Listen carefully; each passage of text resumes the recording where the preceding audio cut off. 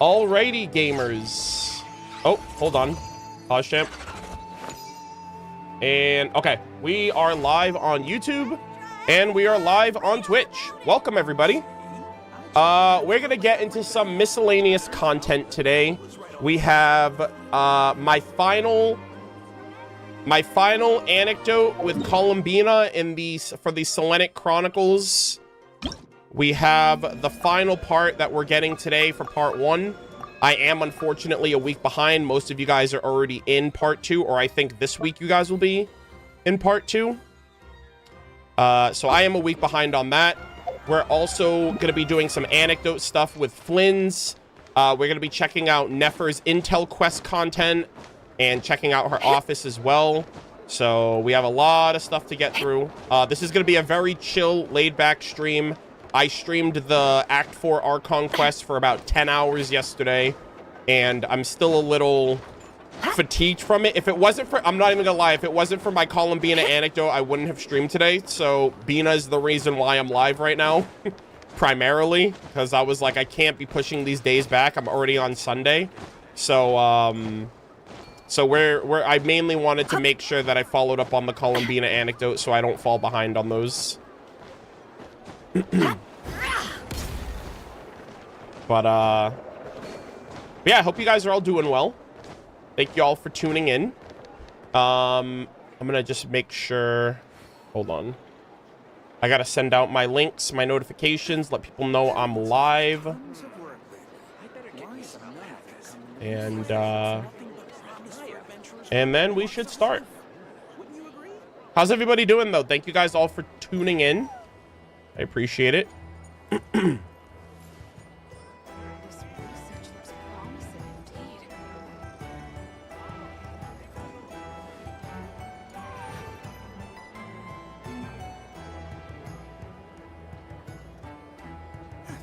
right, give me 1 second. I'm just sending out my tweets, my posts, my links, letting people know I'm live so that way they can tune in and interact and hang out. Give me 1 second. Emotions are like a raging torrent that surges through the mind. More often than not, if you try to hold them back, you'll be swept away by their unstoppable force. And if you try to ignore them entirely, you'll end up tearing yourself. Yeah, guys, I already saw the rare tweet. There's no video, there's no reaction to it. I just watched it because I was on Twitter this morning and I wasn't sure I was going to stream today, so I just saw it. It's, you know, it's a rare post. It doesn't, I don't think it's all that big a deal.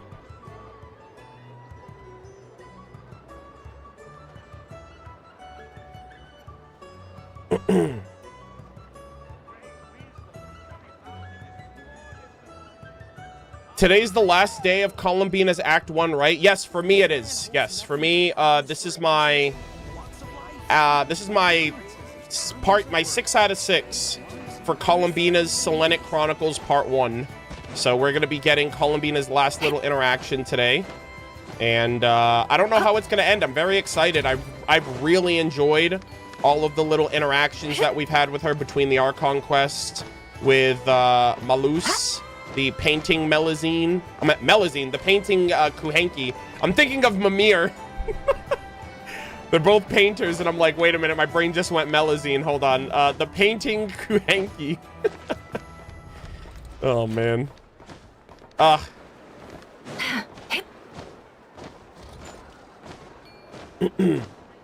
What rare post? They did like a Twitter, like the Genshin Impact Twitter account. They did like a post on Rare the other day, and I saw it this morning.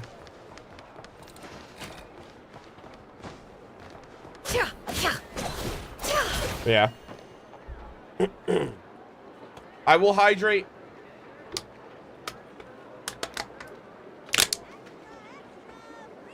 Thank you.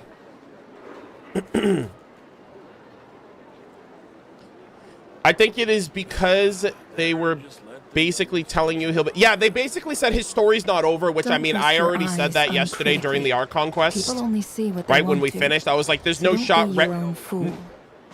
There's no shot anyone watched that and was like, okay, guys, we killed Rerir.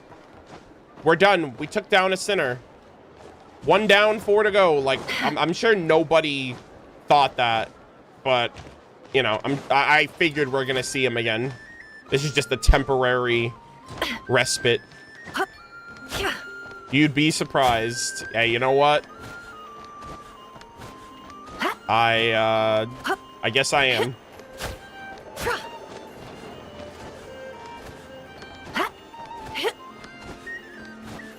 Oh, chat, I got some cracked ship right now. Not ship, crack theory.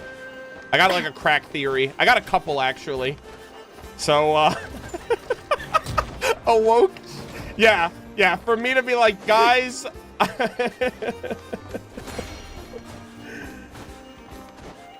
yeah, I got some crack theories.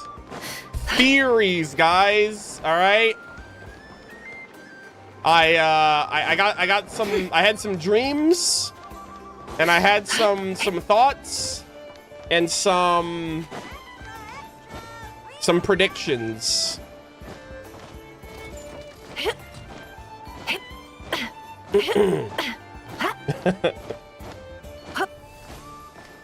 I have a question for you, please. Yeah, sure. What's up?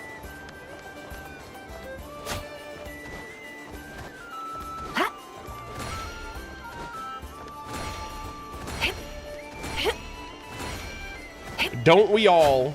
True. You ever wonder why we're here? Do you think Dainsleif knew about it? I don't know, honestly. And if he did, I don't know to what extent he knew, because bro was literally the captain of the Twilight Sword, like, Royal Guard. What would he know about Rerir's line of work and the depth of that work?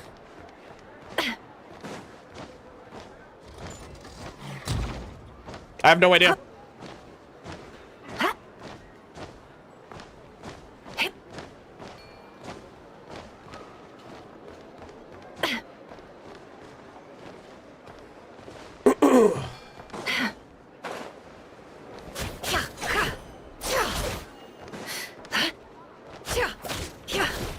Like, he knew that Rerir was in, like, an information, like, he worked in intelligence, and, you know, he's a scout, and he knows how to, like, gather information. Like, he knew what Rerir did, like, Rerir's practical line of work. Like, he knew how he worked, but I don't know if he knew about the extent of his actions. And, Rerir seemed pretty secretive of his job, too. It seemed like he kept his professional and personal life separate. What are you doing on stream today? I mentioned it earlier, but we're gonna be going through Colombina's last anecdote for part 1 of the Selenic Chronicles. We have a Flynn's anecdote, we have the Nefer intel quest, and I'm gonna be checking out like Nefer's office and stuff. So I'm just cleaning up some content.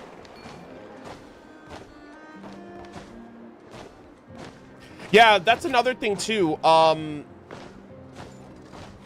Rerir did say that his friends would approve of what he was doing if they had all the facts. And then he was like, that's assuming they have all the facts.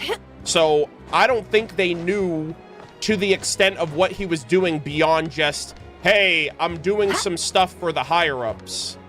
So, I mean, Dainsleif just seems very, I don't want to say naive. Like, I guess he just sees the good in Conria in general. And so, yeah.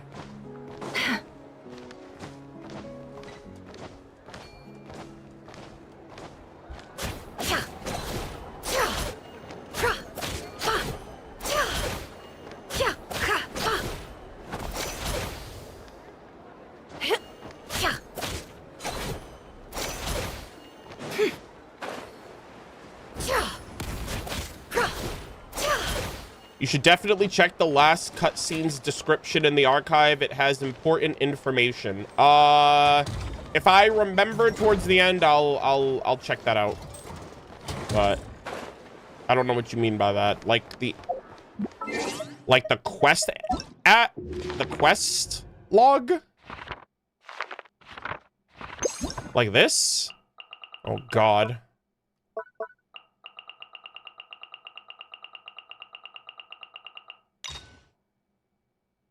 Okay. I'll put that on my list.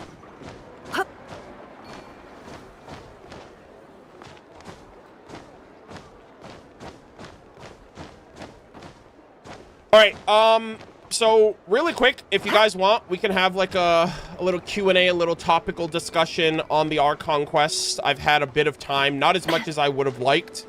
I am kind of spurring this conversation on a little bit because I did have a little bit of interactions in my YouTube comment section and my Twitter that really annoyed me. And so I feel like I could use today's stream as a means of articulating my thoughts and opinions of the Archon Quest, because I'll be honest, I streamed the Archon Quest in one sitting for 9 hours, and I took everything in at once, and I don't think anyone can really form an accurate opinion in one sitting. And so, but that didn't stop people from having their opinions, so... How is your camera so clear?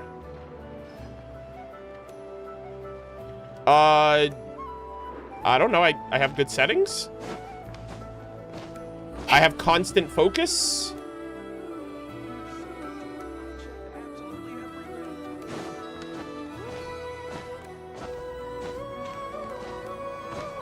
But yeah, no. Okay, really quick. Let me change my time of day. I'm gonna run the ad right now just so there's no ad interruptions during this discussion. And then we'll start. Also, can you guys... Wait. What happened?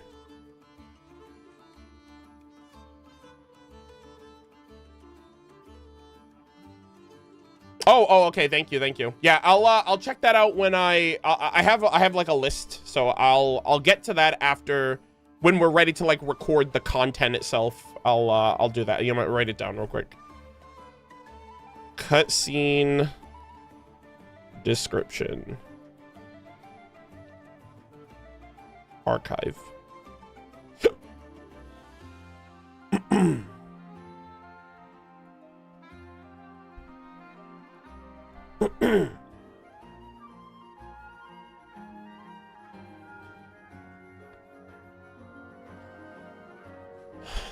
I might not be here later, so travel log, Song of the Welkin Moon, Echoes of Fate. Oh, okay. Yeah. My David, Effortless Fury, gave me a screenshot, so I should be good. I don't mind scrolling. I just needed to know where it was. This is a Twitch-only stream? Yes? No, this is on... We're live on YouTube. YouTube, we're live, right? Last I checked. We should be. Sound off YouTube chat? Yes, you are. Okay.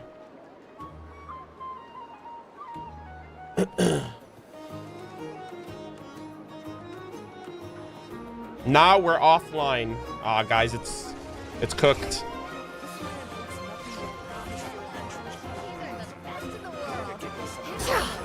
Yeah.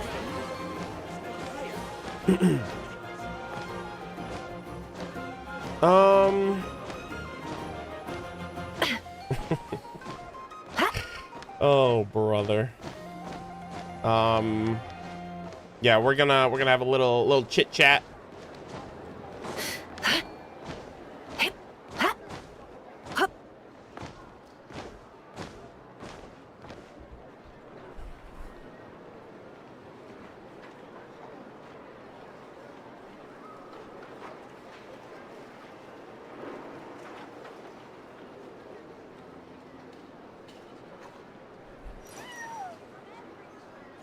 I check absolutely everything. Turns out I was right all along. Better to just let the young choose their own We'll go through,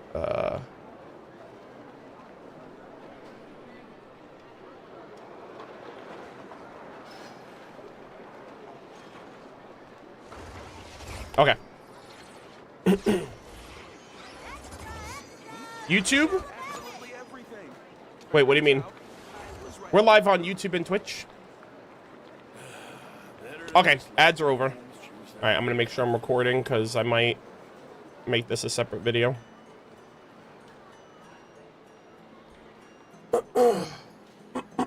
Emotions are like a raging torrent. Oh yeah, really quick chat. Can you believe that at the second I finished the Archon Quest yesterday, my internet started acting up?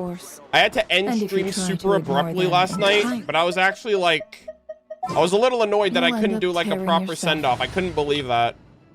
I was like, bro, there's no way that my frames just started plummeting into the freaking abyss the second that I finished the quest. I was shocked. All right. All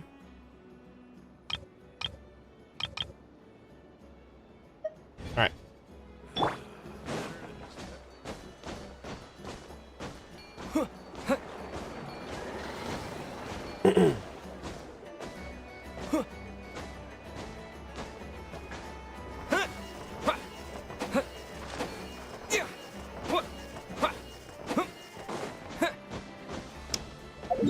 Let's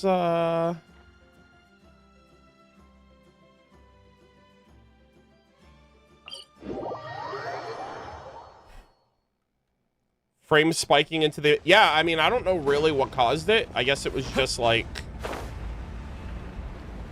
you know, I guess these things just happen. All right. Actually, what am I doing?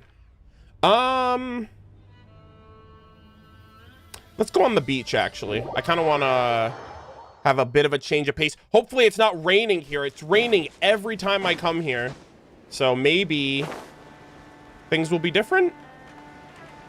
All right, there's a bunch of Fatui here. Hold on, let me clear the Fatui out. I don't want to have to deal with combat.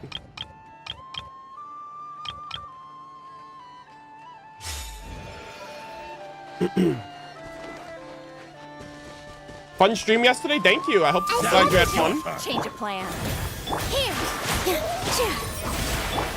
So quiet. I had a lot of fun yesterday as well. It was pretty lengthy, so just to let you guys know, today's my last stream for the next couple of days. I'm not streaming. Today's the last stream for the next couple of days. I don't plan on streaming until Thursday. My next stream will be Thursday. And it will, oh shit, it'll probably be, oh, it's gonna be Millie Astra Wonderland, actually. Yeah, it's gonna be Millie Astra. For what reason? What do you mean, for what reason? For what reason am I? Because I've been streaming a lot lately. And, I mean, I don't really have a reason. I streamed yesterday, I streamed today. I see everything. Here. No, that's just the schedule I want to do. I want to stream on, I don't want to be streaming every single day this week. I need to edit stuff. I need to, I want people to have time to watch the VODs that I've been putting out lately. So. Leave this place. All my strength. Resistance is futile. Save yourself. Intel. Send.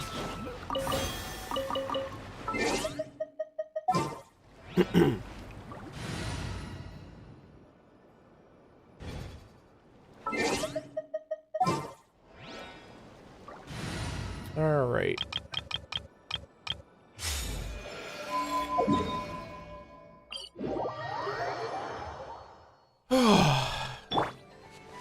All right, chat. Say hi to the VOD watchers.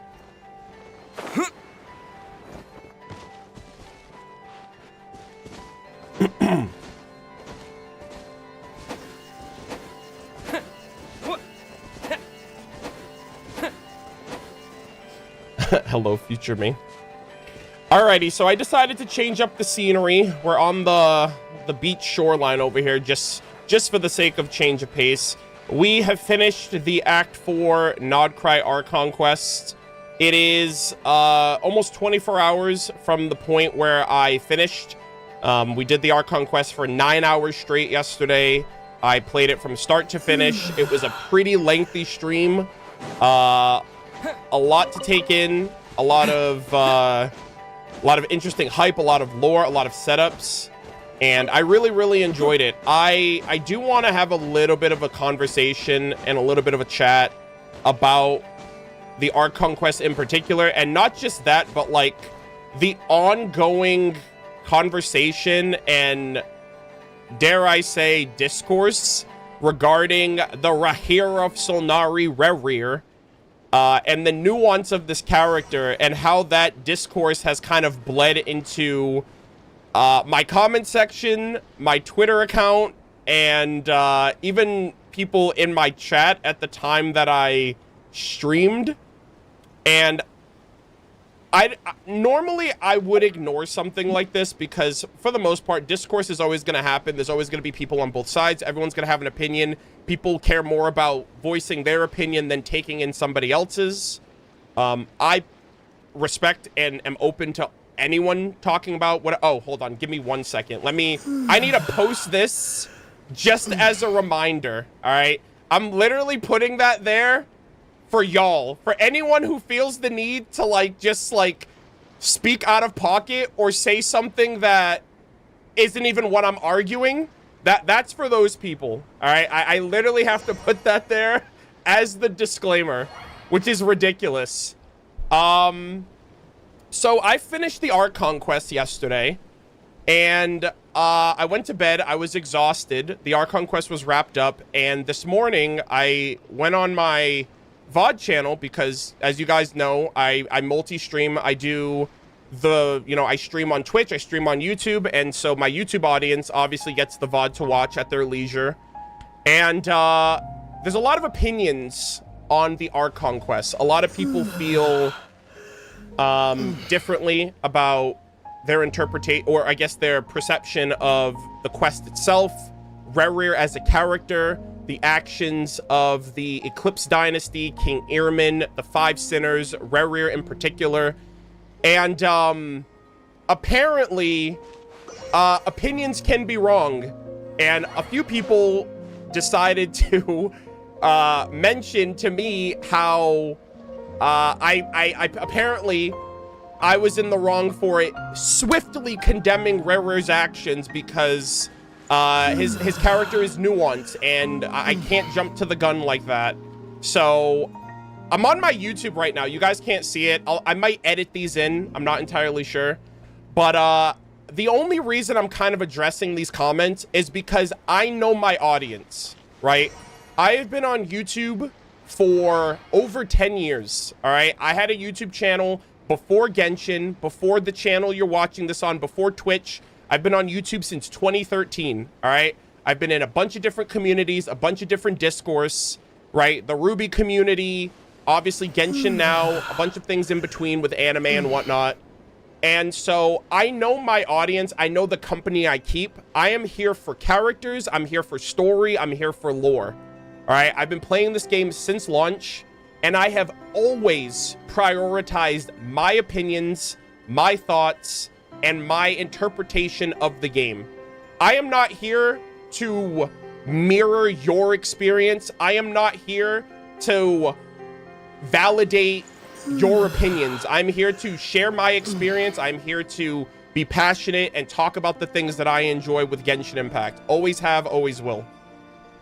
And I want to read to you guys some of the comments that I got. I'm not gonna call out the names specifically. This is between YouTube and Twitch, but I have been having an absolute batshit morning with the amount of back and forth that I'm having with people, because a lot of people have taken umbrage with the fact that I was not, so my Archon Quest, going into it, I was immediately taken aback by the fact that Rerir seemed so willing to go about doing whatever he was doing for the Vinster King because this was his job.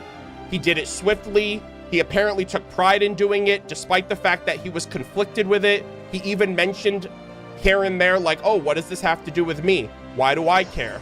You know, like, I'm good at my job. This is completely legitimate. And I took offense to that because it's like, I think this is very vile. I think this is disgusting that you're killing off kids and you're killing off, like, people that are just trying to live their lives who aren't even part of this potential revolt or potential uprising because your king is delusional.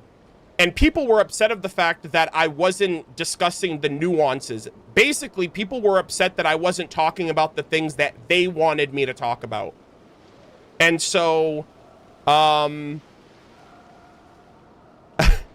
me read a comment to you. All right, this is a comment that I got. This is a very Western view disregarding reality. It's easy to criticize everyone while sitting in a comfortable chair channeling virtue. I thought you were smarter than this. I thought you knew how the world worked. This is just one of the comments that I received today. And I'm sitting here like, I am literally sitting in my chair playing an open world action gacha game in 2025. I am not here to reflect the opinions of the real world. I never claimed I knew how the world worked. And I'm like, sir, this is Tevat? This is Conria? And I think it's ridiculous because, like, literally, there are people... in my opinion, I'm like, okay, I have to assume this person has never watched me before. Because in my head, I'm like, I've been doing this for 5 years. How is it? Guys, where were these comments with Lilapar? Remember the racist genie? Where were these comments with Renee de Petrichord, the leader of a freaking cult of the Narcissenkreuz? Where was this during Kukulkan, when I said Celestia did nothing wrong, the dragons, the abyss? How is this an issue now, 5 years later? When I've had so many topics and so many conversations about the gray nature of this game and the fact that there are no correct, nobody is right. It's about who do you side with? Do you side with the Fatui? Do you side with the Abyss? Do you side with Celestia? Do you side with humanity? Do you side with the dragons? And the fact that I'm playing this, like I said, my stream was 9.5 hours long. I'm taking in everything. I'm trying to be an everyman. I'm trying to pick up on lore. I'm trying to pay attention. I'm trying to notice when they name drop something. I'm listening to the music. I'm taking in the combat. I'm doing the most. But because I didn't say, hey, because I didn't point out the obvious, guys, Rare is pretty gray. All right? It doesn't condone or it doesn't, I don't condone his actions, but I understand why he has to do what he's doing. Because I didn't say that, apparently my opinion was wrong.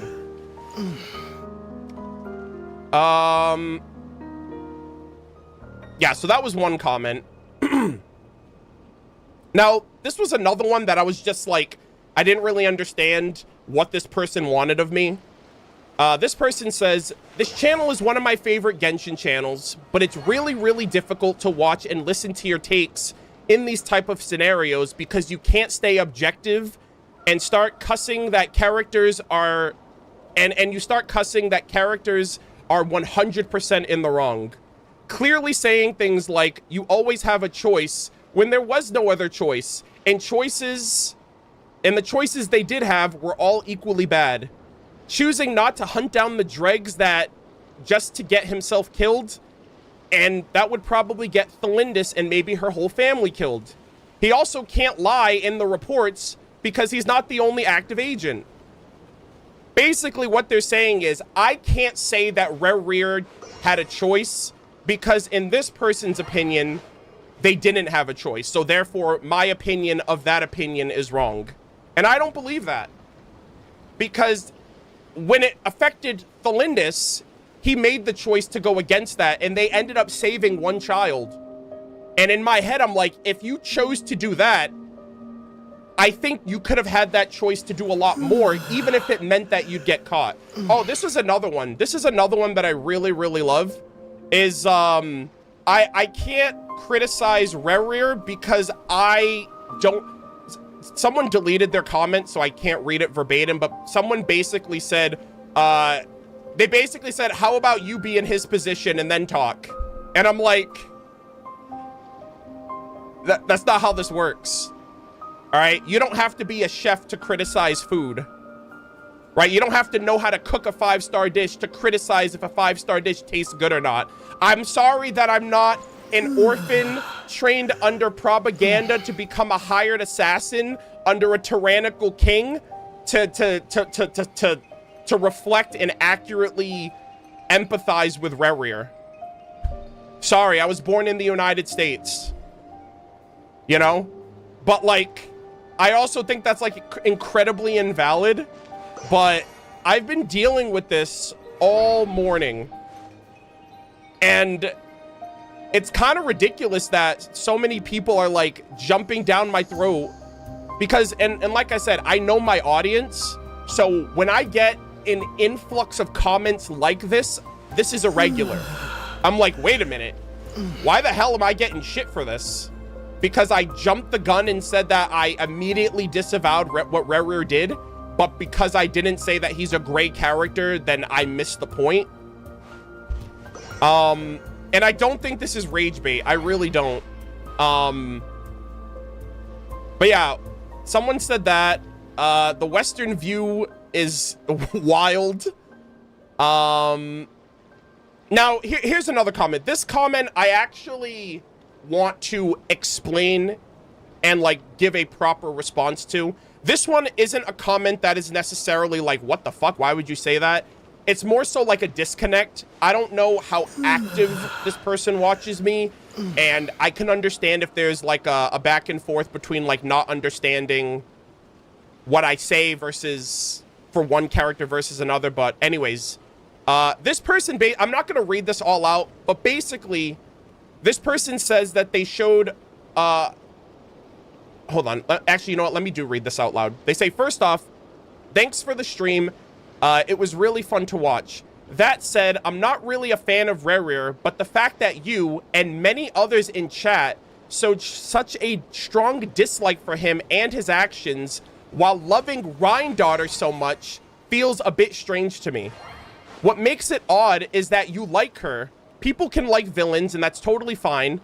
But that you make excuses for her and say things like, "Mother, save us, please," when you saw her, as if she wasn't a sinner who arguably caused a great amount of destruction and suffering that still is felt across Teyvat today.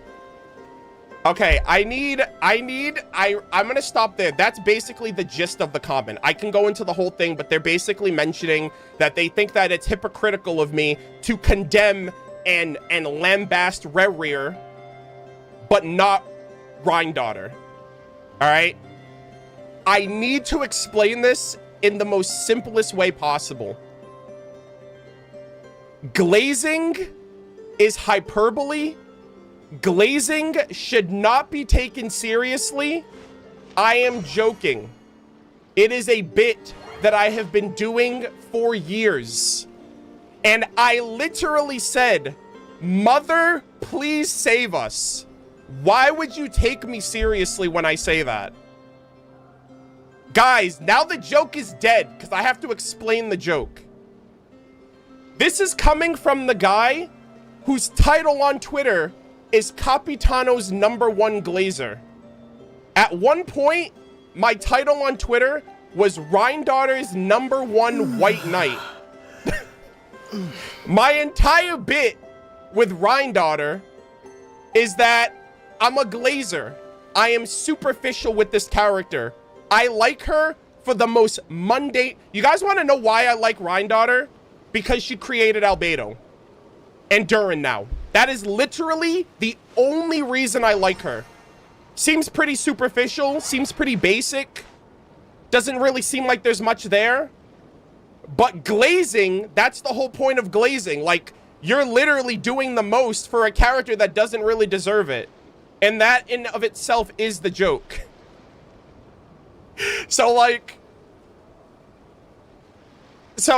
and not only that, I'm gonna make an example here, and then I'm gonna connect it. So a few years ago, you guys might or might not know who this content creator is. You guys, if any of you guys are familiar with the Content Cop series from iDubbbz. iDubbbz in the past did a content cop on a YouTuber named RiceGum. And, you know, he criticized like some of the things that this YouTuber did in the past, yada, yada, yada. Long story short, there was one point that I was like, this kind of reminds me of this. There was a point where iDubbbz was saying how RiceGum is, like one of the things about his content that he didn't like was that he littered his videos with ads. He's like, yeah, you literally litter your videos with ads so people can buy your merch and all that other stuff. And RiceGum rebutted by saying, you're gonna tell me that I put ads in my videos when you're friends with PewDiePie and he does the exact same thing? So if you're gonna criticize anybody, criticize PewDiePie. And iDubbbz responded with, this isn't Content Cop PewDiePie. So in my opinion, they're like, why are you criticizing Rerir but not Rhynedaughter? It's because the quest is focused on Rerir. This is his backstory. He's a Nodcry. This Archon Quest is about him. Why do I need to talk about Rhynedaughter and the things she's doing? And how does that at all invalidate what I'm saying about Rerir? Basically, it seems like people don't want you talking bad about one sinner unless you're willing to do it for all of the others equally at the same time and on the same consistent basis. This was Rerir's day in court. I promise you, if we get an Archon Quest for Roptitier, for Vetterfulnir, for Rhynedaughter in the future, trust and believe I'm gonna get into them just as much as Rerir whenever their sins come about. But like, realistically, I'm being a glazer for this character because I have very little else to go off of other than what she's already done and what I've already explained of her in the past. I've talked about the Rift Towns. I've talked about how Durin lambasted and like destroyed Mondstadt back in the day. We've talked about Alenus. We've talked about the Bakunawa wiping out the entire Tenochtizatok tribe. Like, do I really have to talk about those things every time she comes into the picture to justify to people that there are things to criticize her about? Like I said, this isn't even about her. This is about Rerir. So yeah, I'm gonna lambast him because this is his arc. These are his actions. These are his memories. And honestly, he's the focus. You know? And it's weird. Like, it's just so weird that... Yeah, I mean, they said I was a hypocrite, which I guess, but I don't consider the comments that I make glazing Rhynedaughter and the critiques I make about Rerir's character and morality, I don't hold those things in equal measure. I don't even take myself seriously when I talk about Rhynedaughter, when I talk about Capitano. Although, here's the difference too, right? I'm a Capitano glazer. When I glaze Capitano, those are my genuine feelings cranked up to like 11. Like, oh, Captain, my Captain, Il Capitano, rank #1, strongest member of the Fatui Harbingers, by the way. That's literally what I say every time I talk about him. He is my favorite Harbinger, he's my favorite Conrian, and his actions are commendable. But you bet your ass, I'm gonna make sure everyone knows that he did nothing wrong, that he was peak in that land, and he actually didn't lose that fight against Malwika because your opinion of him is wrong unless I agree with it. Guys, would you ever take someone seriously if they said that? Your opinion of Capitano is wrong unless I agree with it. I've literally said that as a joke. And this is the equivalent of people taking that seriously and thinking that that's how I truly feel. Yes? Yeah, like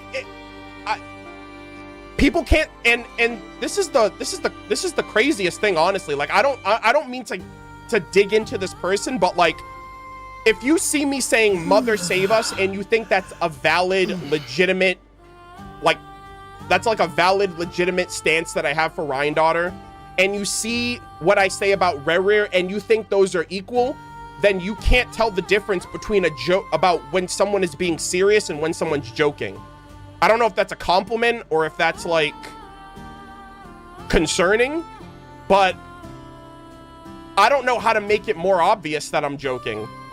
Unless there's someone that doesn't actively or consistently watch me and they don't understand my humor. I feel like I'm pretty obvious when I'm joking. And I'm like, guys, make sure you spam your gold emotes. Ryandaughtrs on screen. We got to keep up the agenda. Like, so I got a comment like that. You know, someone's like, you're a hypocrite. You know, you say you don't like Rerir, but then you glaze Ryandaughtr. It's like, I don't have much things to say about Ryandaughtr. I don't think she's a good person. I think she's an interesting character. She makes us care about the world of Teyvat because all of these abominations she creates are directly threatening the lives of the characters and the nations that we've grown to love. I think she very much is, you know, she has her place in the story, and there are things about her that push the narrative forward.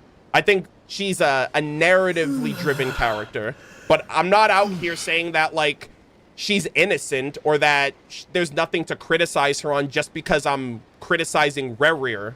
Like I said, this is his time to be criticized. This is his arc. This is his story. So yeah, I mean, I got that comment as well. And this is another comment I got. Bro is streaming games in comfort and saying that Rerir definitely should sacrifice himself and his lover and go against the king's orders and get killed because that's the only right choice. Wow, easy saying that when you are just playing the video game and you're not in the situation,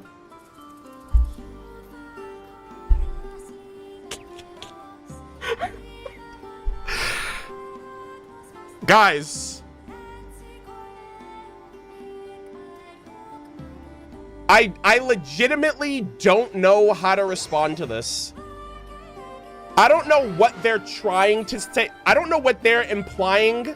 I don't know what they think I'm trying to say, or they're trying to twist what I'm saying to mean something that it doesn't. But it really does feel like they're saying that, like, I'm saying this because I'm not in his shoes, and it's like, first off, that's right, but this is also a work of fiction. 99.9% of the scenarios you play in video games you have never experienced. That doesn't take away the fact that you can still feel a certain way about a circumstance, or empathize, or sympathize, or have an opinion about it. It's like, this is actually like a crime on fiction. Like, I'm actually getting freaking condemned for having an opinion on fictional writing, on like a fictional story. They say, I agree that Rerir is a monster, but are you easily gonna say no to the Mad King, especially when you were raised to be a killer from childhood? And why only Rerir? Basically, everyone who is close to the king is guilty for not stopping him. Dane also only went against the king when his brother got injured.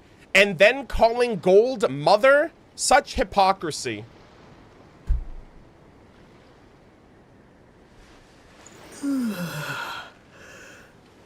Because I said he has a choice, because I said Rerir had the ability to take the easy way or the hard way, because I simply implied that we as human beings have a choice. I'm like, what's the word I'm looking for? Like I'm virtue signaling or something. Like I'm being like, oh, you have to be the right you have to basically have the right opinion. You have to do the right thing. But like, I do think that it says a lot about a character, about what they do under pressure. And I personally am of the belief that you can define a character just as much at how they live versus how they die. And if Rerir saying no to the king put his life on the line, I don't think I need to be in his position to find that to be a show of character.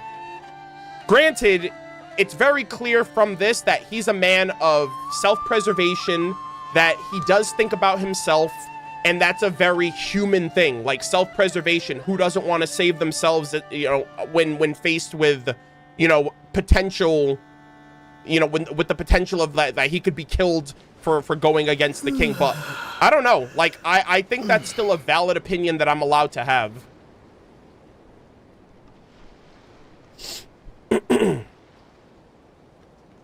And not only that, but like the fact that, I don't know, like I'm like really taken aback by some of these comments. This was a mix of Twitter and YouTube, and these were just the ones that I selected, but this has just been my feed for most of the morning, which is why I streamed super late. I streamed way later than I should have. But yeah, I don't think anybody is in the wrong for seeing what Rerir did, being taken aback by that, and condemning it, and deciding not to talk about the nuances of it.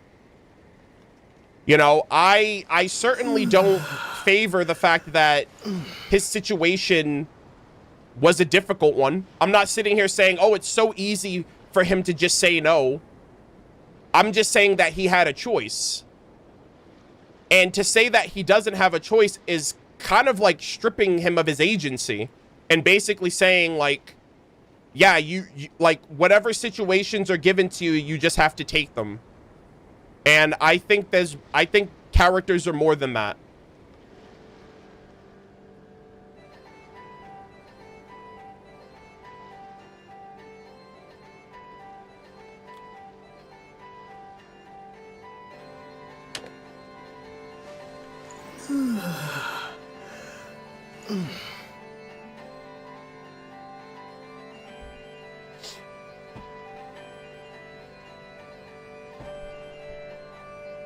You know, like, these actions do have consequences, but I don't understand how that is so hard to understand.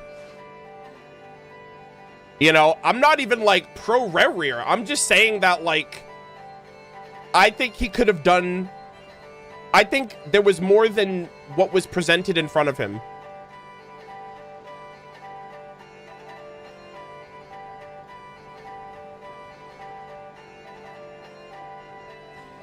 He had a choice indeed, and he chose himself and those closest to him. He didn't act on empathy because he didn't have empathy to start with.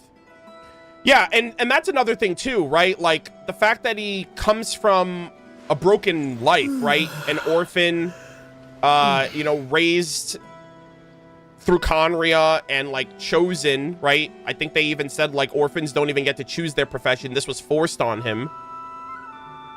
But, like, seeing suffering and these people pleading for their lives and people literally claiming that, like, hey, we have nothing to do with these revolts, we're just trying to live our life.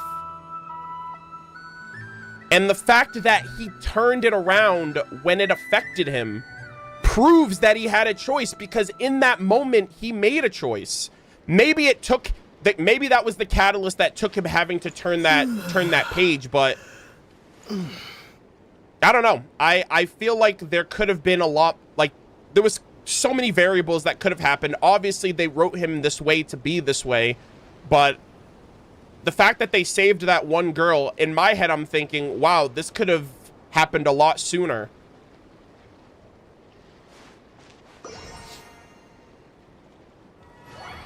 Because to say Rerir didn't have a choice until he made the choice himself until he made the choice kind of implies that he did have a choice. He was just content with how things were for him because the boat wasn't rocked.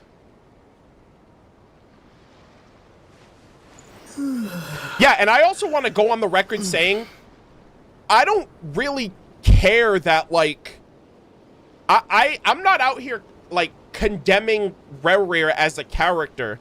I actually think Rerir is the most realistic villain that the game has presented us with thus far. Right? He's not some, like, OP mega hacks god. He's a regular nobody dude doing his 9-to-5 job, and that has spiraled into who he is now, the threat of Nodcry. And he got there by a very realistic means, which is like, I don't want to die. I will do whatever it takes to live. And now that's also interfered with his life, with his wife. And, you know, now as a sinner, now he's gone into like the supernatural realm. But I think it's very understandable, the situation in the background he came from. Why people are so hung up on the fact that I didn't verbalize that is beyond me, when like, it doesn't take a rocket scientist to realize the scenario that he's in. But to sit there and say, well, if you understand the life he comes from, why are you condemning him then? Or like, why are you, I don't know. I actually don't know like what the deal is with my take. Maybe it's because people assume that I didn't understand because I didn't verbalize that there was nuance, but clearly there was. And I also mentioned a couple of times that like the Vinster King is heavily involved in this too, and he's already out of sorts. So you have to also look at his council, right? Vetterfulnir, Roptatir. Roptatir is like, I do whatever he says because I'm trying to look out for the Universitas. And Vetterfulnir is like, hey, I told him what would happen and he didn't like that. So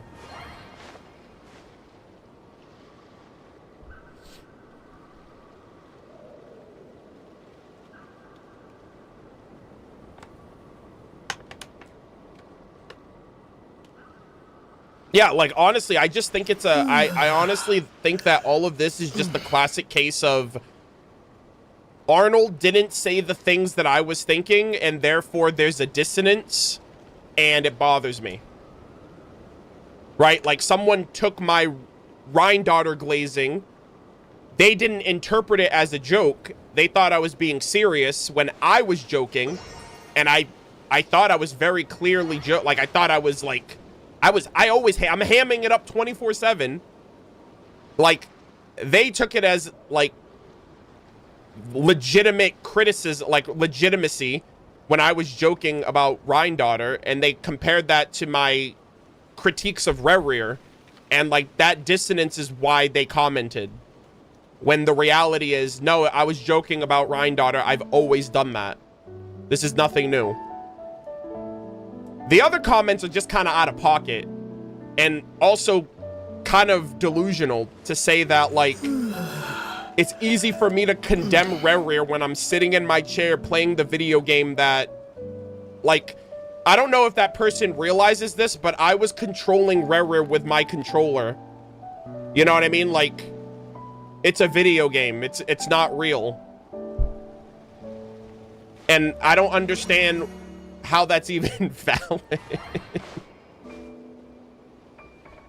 But like, yeah, I mean, this is across the board too. Like, people are like, they're like, oh man, Arnold didn't understand it. And I don't know, it's kind of condescending too, to be like, oh yeah, man, I was with Arnold all these years until he finally said something that I didn't agree with, and now bro fell off. And I'm like, damn, it's that easy?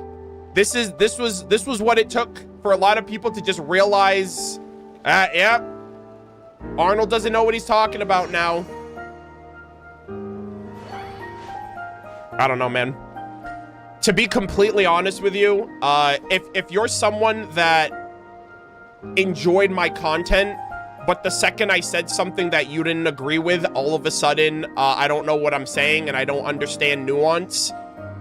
Truth be told, you never liked me. You just liked the reflection of yourself. Like, you want me to validate your opinions by having the same thoughts as you. And I've never done that. I've always spoken for myself. I've always had my own opinions when it comes to this game, and I've always felt how I feel. It just so happens that some people also agree with how I feel, but I'm never gonna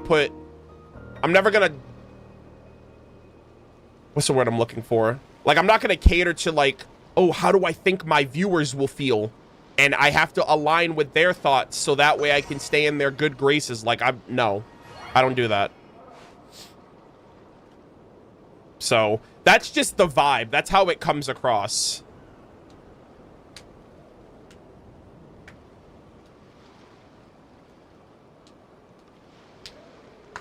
But yeah, like I said, majority of people were super chill. A lot of people kind of had similar sentiments, but it's the people that were just like they were like fighting for Rerir. They were like, get behind me, Rerir, I'll defend you type shit. And I'm like, guys, I promise you Rerir is not offended by what I'm saying.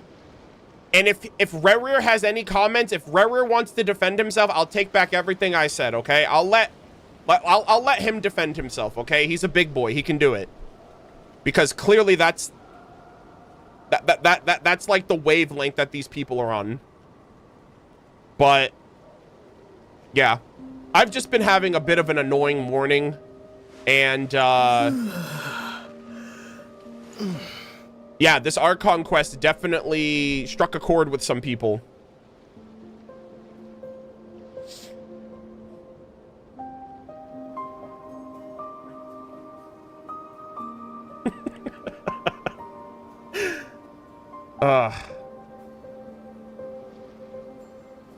But all of that aside, I thought it was a fantastic Archon Quest. Like, I mean, the rare stuff aside, like, some people want to be passionate about that. Some people want to correlate it, and I get it. Like, there's a lot to correlate. That's why I have that little thing, that little disclaimer up in the corner.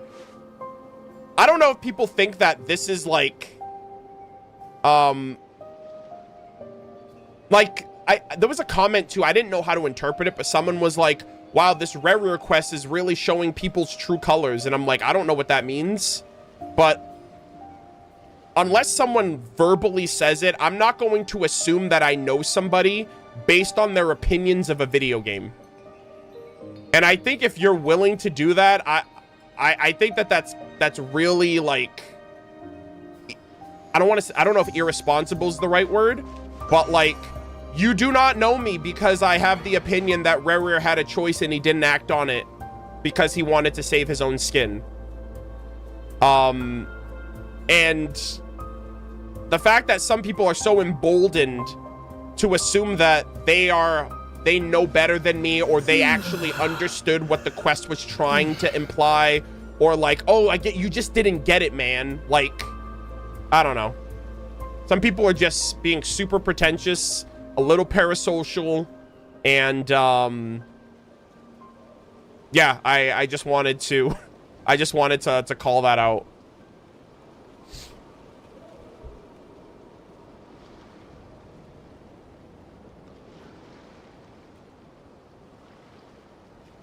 And it's not just my comment section. I went to a couple of other people's comments, and I mean, some people are getting fucking dragged through the coals. And I'm like, really? Can Hoyo not have these kind of themes in their game? Are we not mature enough to have these conversations in a civilized manner? I mean, granted, in this climate, saying something that someone doesn't agree with is it's damn near impossible. And like, and we're literally just playing a gacha game. This shit's inconsequential. Like, we're literally just playing video games.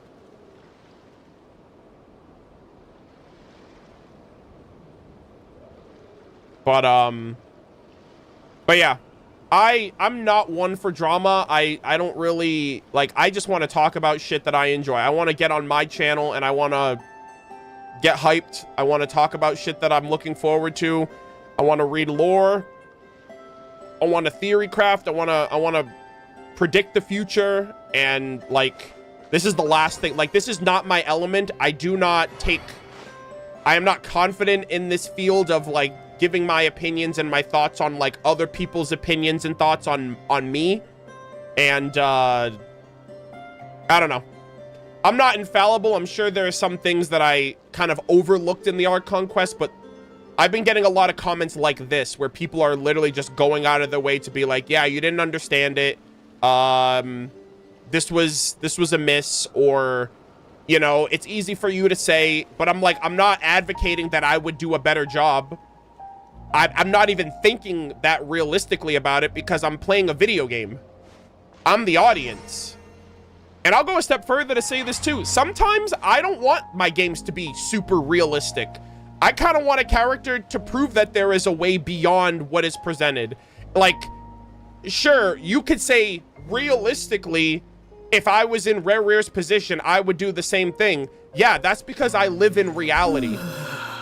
But in a work of fiction, it would be kind of inspiring to see that despite being in a realistic situation, this character would try to break from that or try to deviate or have like another, like, I don't know. I kind of want to be inspired by the things that I play and the things that I watch and the things that I read.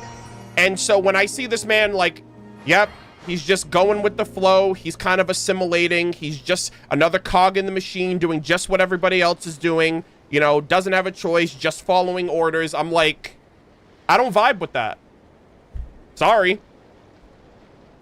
It doesn't mean I don't understand the nuances. It just means that, like, oh, so he's just, I'm just following orders character. I understand how he got there, but it certainly doesn't, I mean, and despite all that, he's still a menace in today's society, like, in the present day. So, like, I don't know. I feel like I'm rambling at this point.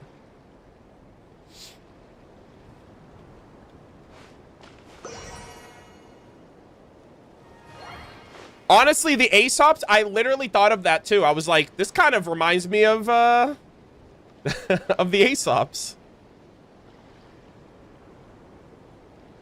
Honestly, I was talking to my girlfriend about it and she was like, oh my god, this is like the Ironwood drama all over again. I was trying to be vague about it with her, so I described like a Ruby, I gave her like a Ruby scenario. But I was like, yeah, this is Ironwood all over again.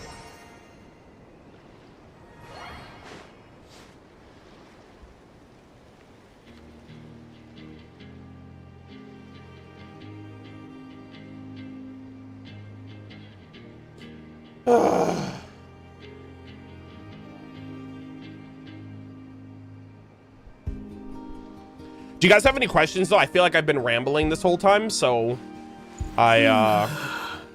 if you guys want to have a conversation or talk about anything from the Archon Quest.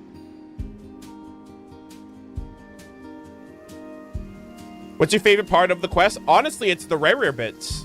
Rare's whole backstory was captivating. I really, I said it at the end of the Archon Quest. I was cooked, though, because I was streaming for 9.5 hours, but I loved Rare's backstory. That was my favorite part of the entire quest.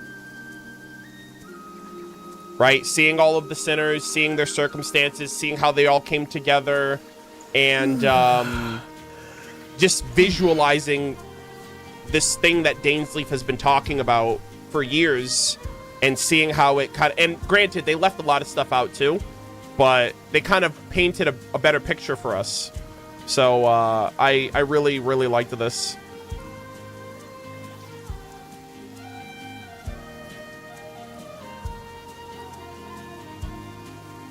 I just had comments that you should read. Oh, hold on.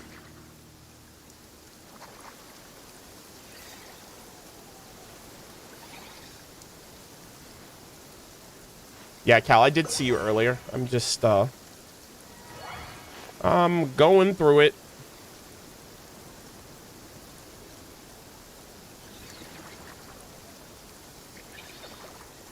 Do you think Rare will come back? Yes, absolutely. No questions asked. What's your predictions on the next acts? Oh, I'm gonna remind me. I have 2 theories that I want to talk about once we're done with this Rare topic, but I'll get back to you on that. No, we're gonna talk about the crack theories in a little bit.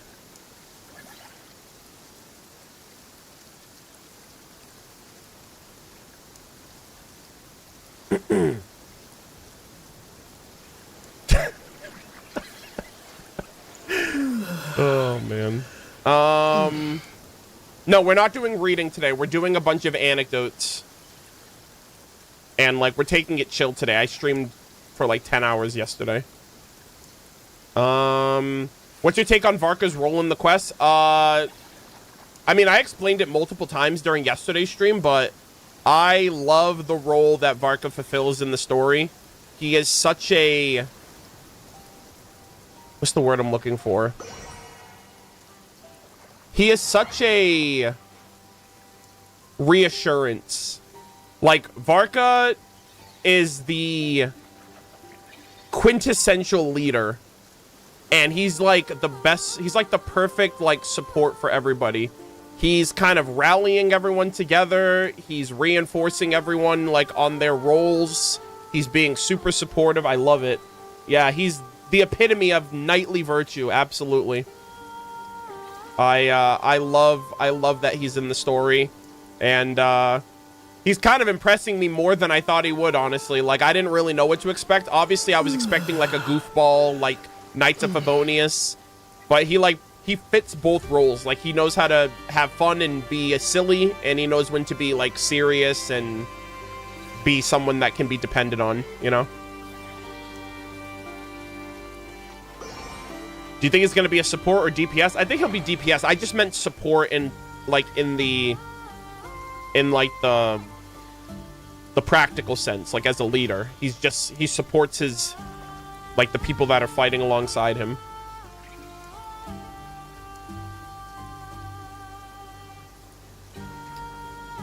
Have you seen the drip? Yes, I have. I didn't record it. I just saw it off stream because I was already on Twitter arguing with people.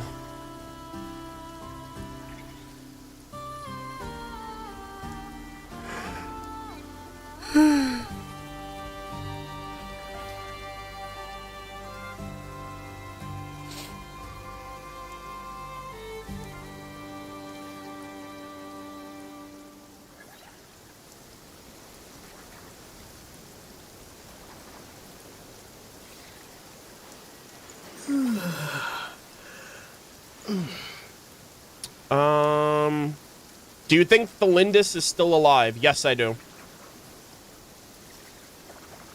I think she is.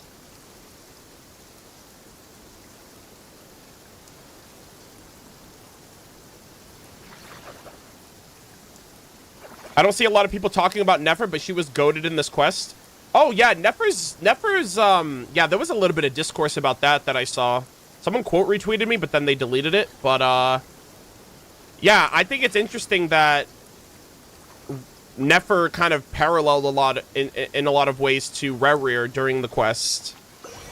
Granted, their circumstances were different. They kind of found their choices seemed very like aligned very much. But you know, obviously Nefer kind of used that to her advantage, and you know, Rerir, that kind of led him to where he is now. But yeah, I thought Nefer carried a lot of the Archon Quest. Like, that entire backstory wouldn't have been possible without her. So I like how they bled that in together. Some people didn't. I noticed some people have the sentiment that like her little side story arc kind of broke the flow, but I welcomed it. I liked it. I kind of wanted to get to know her anyway. So and since they're not doing story quests, I guess they had to make something work. But yeah, I liked her backstory. I like how we learned a little bit more about the Ibis King and like her father, and I love Sumeru too. So like that was, I might be a little biased in saying that, but I love Sumeru, so I'll take whatever they'll give me, desert or rainforest.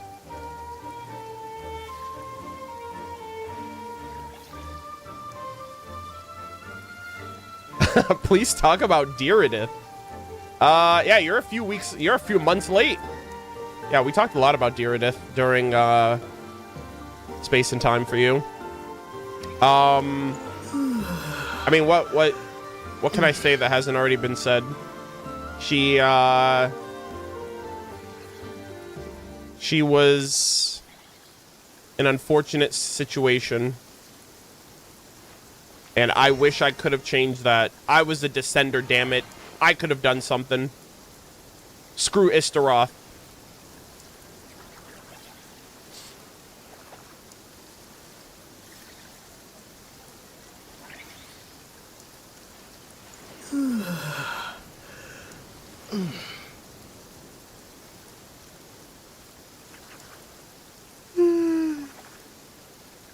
Ugh.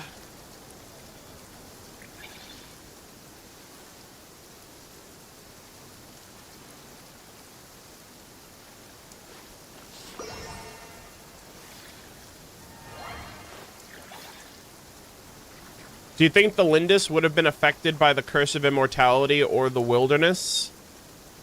I don't know, actually. Yeah, I actually don't know how the Curse of Immortality would have worked. Arlecchino didn't get affected? Well, Arlecchino isn't literally from Conria. She just has the Crimson Moon bloodline.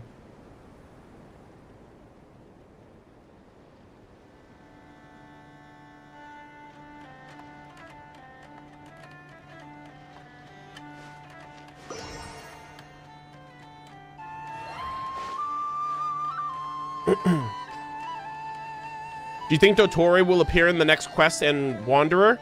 I think so. I think with Rare gone, we kind of need to shift a little bit to like a new antagonist.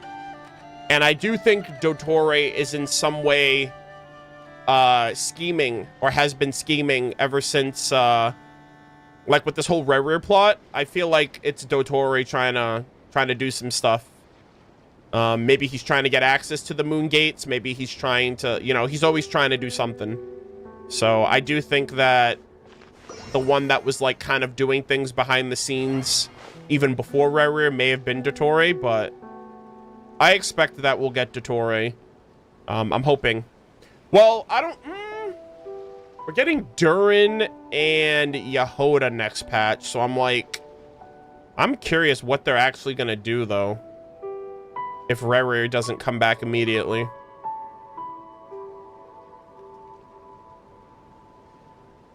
Who was in the room when Nefer heard the noises while in the flagship? I assume... So that kind of, like, went over my head when it happened. I was like, what the heck was that?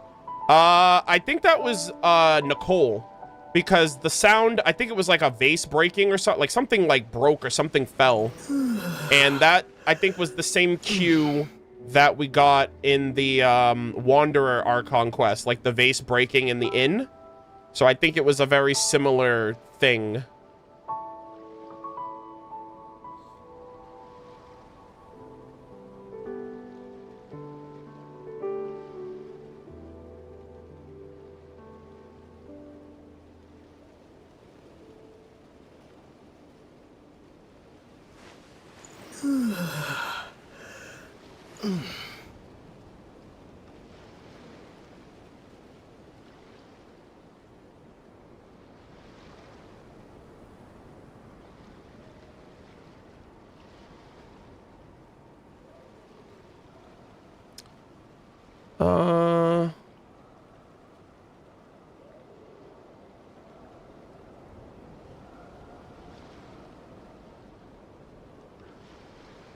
I think we're gonna get Alice and Nicole lore a little bit.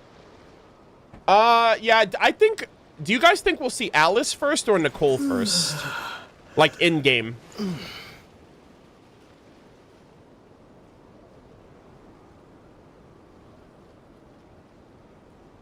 Okay, everyone... A lot of Nicoles. Nicole for sure.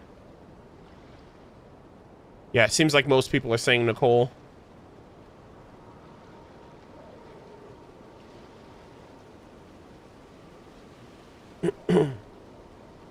Oh, hold on, give me 1 second. The Cringy Boy, thank you for the super chat. Also, Sarah, thank you for the 5 YouTube community YouTube memberships. I appreciate that. Thank you, thank you. Big W's in the YouTube chat. Appreciate it. Thank you so much.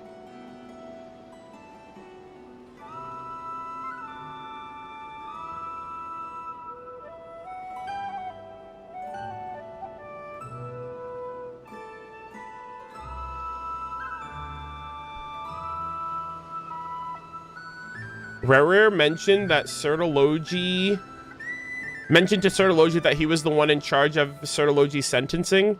Do you think that means Sertology is also from the Crimson Moon Dynasty? Sertology was born in prison because his parents were prisoners, condemned to death. Maybe that is why his parents were there. I don't think so. I don't think so, because they would have just killed him off outright.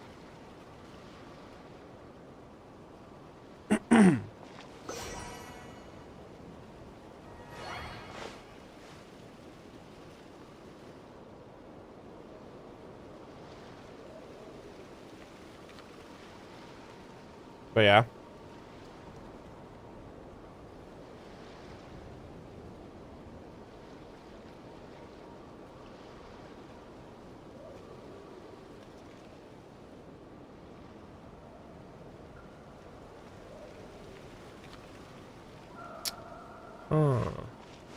What's happening? Oh, nothing. We're just chit-chatting.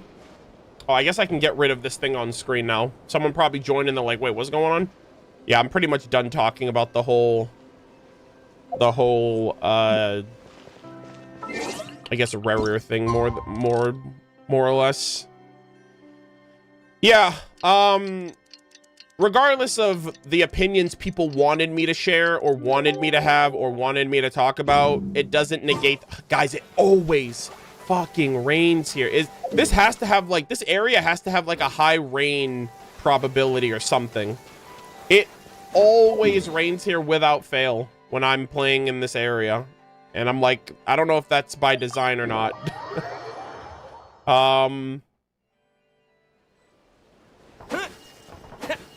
But yeah, long story short, you do not need a content creator like me to reinforce or validate the things you notice in a quest. We are different for a reason. We are not meant to have the same opinions and the same viewpoints and the same outlooks on anything, be it real world or fiction. But it would be nice to just have as civilized discussions and not get caught up in ridiculousness, is basically what I'll say. Yeah. Again, I don't even really know if the people that left those comments are like people that are actively in my community, because it's my VOD channel, which is a relatively new channel. So I don't know if these are people that are discovering me because of the algorithm and because of my recent uploads, or if these are people that are like coming to YouTube specifically to see people's opinions, and then if they don't say something that they agree with, they immediately are like losing their minds or whatever. But yeah, like, if you want to say I jumped the gun on Rerir and I didn't really let his story cook, I guess that's acceptable. But at the same time, like, I felt like I saw enough for me to know that I did not approve of what he was doing, and I felt like there could have been things to mitigate a lot of that stuff happening.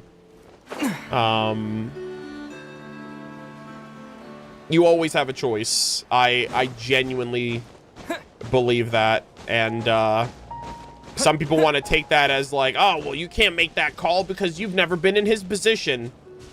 Hey, take it up with the First Amendment, I guess.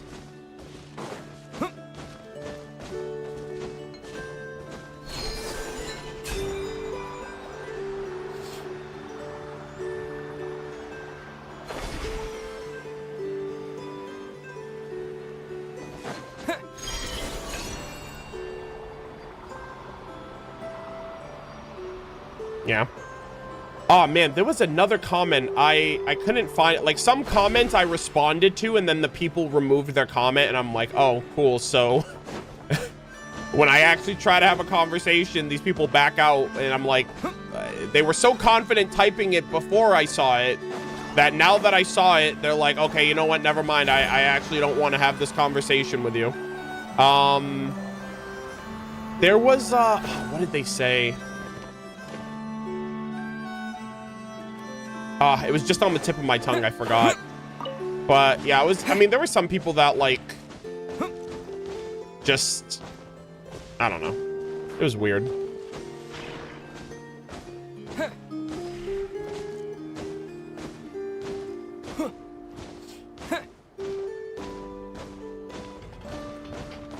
Yeah, there was a comment I was trying to find, and I was like, the person literally removed their comment after I responded to them. I said something like, I was like, oh, it was a comment basically saying like, I didn't know what I was taught. Oh, what they said something like condescending.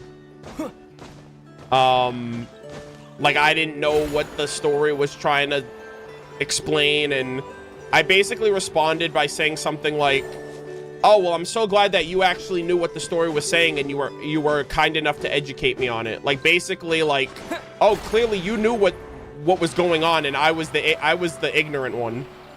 And then they like deleted their comment. But yeah.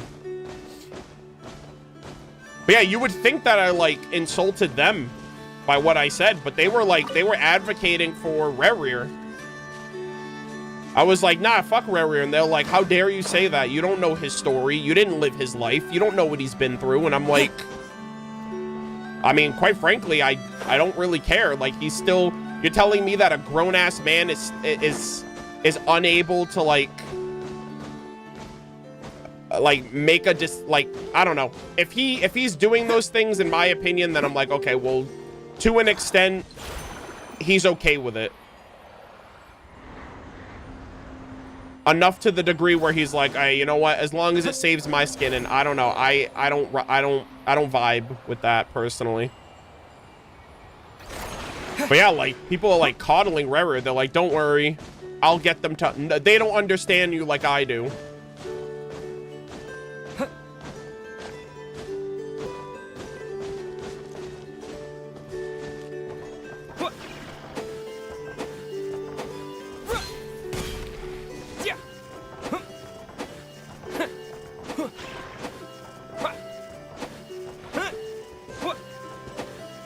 But yeah, Rerir top tier villain. I will say that. Despite all of this, though, someone did ask me if Rerir is redeemable. I don't know what you mean when you say redeemable. Like, if you think, like, are you asking me, do I think he'll be absolved of his sins? No, I don't think he can take back anything that he's done. And I honestly don't think anyone will forgive him. But what I do think is possible for him is I think it's possible for him to choose how he goes out. I think there is some kind of, not redemption, but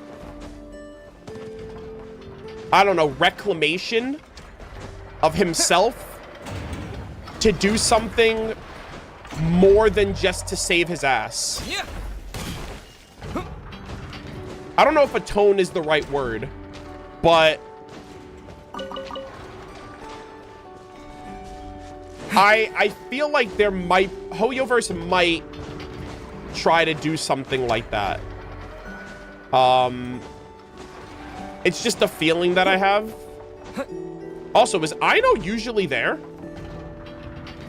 Have I done this anecdote before? I'm like, is she usually there?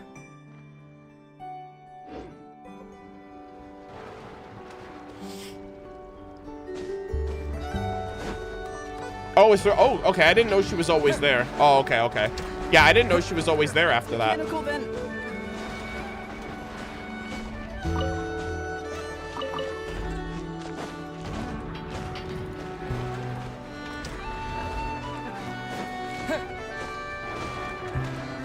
But yeah.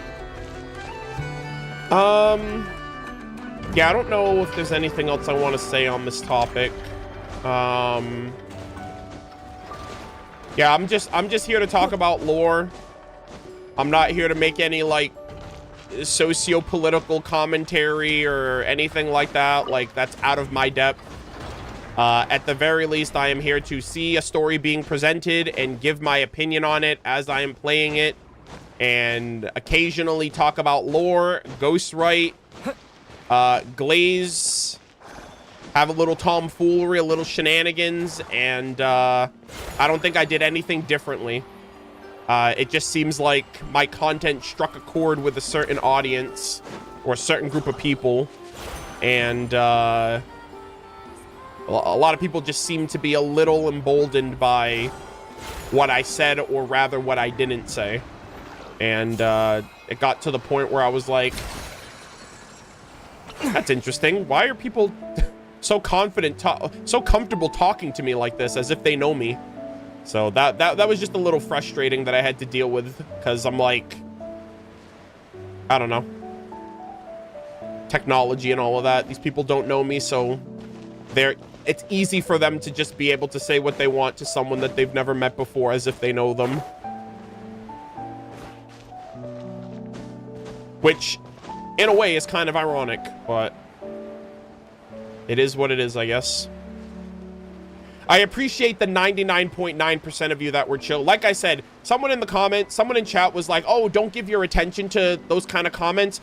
You have to understand, I never get those kind of comments, so when I see that amount of them, like, it's impossible to not acknowledge that and to not see that there's clearly... I have to nip that in the bud. I can't let that fester in my audience. So, you know, it's easy. It's actually really easy to say, like, hey, just don't let it bother you or whatever. But, like, when you're a content creator, like, I've seen what happens when you let shit like that fester and you don't say something about it, or you don't nip it in the bud, or you don't address it. So, I certainly don't want that to get out of hand.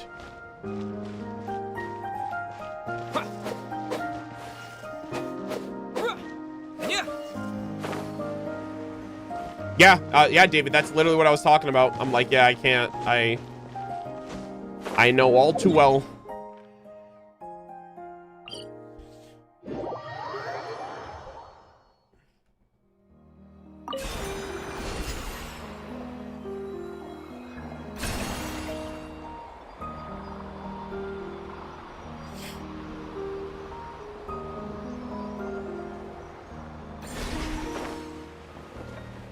Oh my god. Hey, really quick, have any of you guys seen the nefer bug?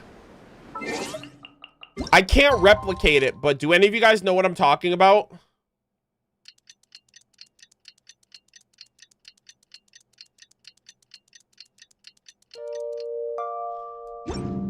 So, Anthony and I were doing commissions.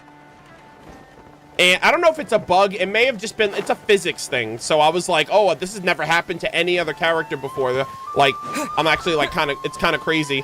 I took a little video of it. Hold on, let me see if I can pull it up.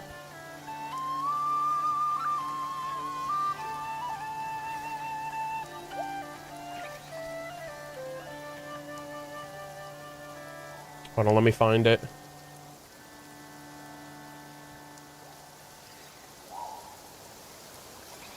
Okay, so Anthony and I were doing commissions the other day, and I was doing like Nefer's like combo, and we were doing a commission with the hilly trails. You got to destroy the towers, and so we were doing that, right?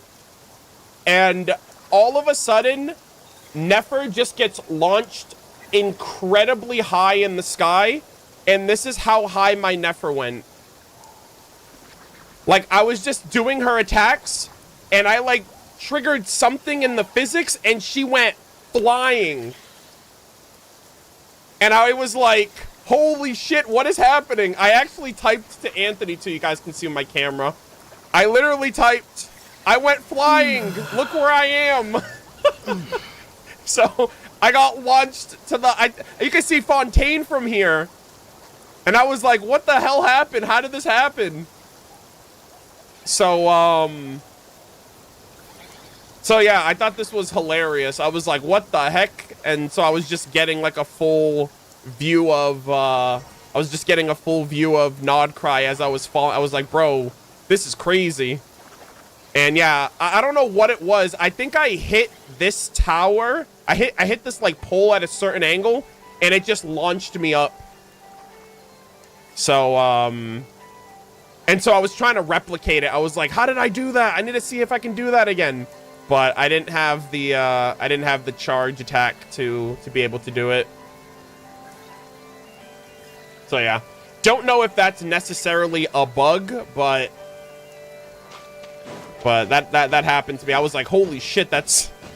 I think the closest comparison that I have to that is the albedo bug that happened during 1.2. I actually have that on video, where something similar happens with albedo when you like put down his platform and then you jump at the highest peak of it, you go soaring up.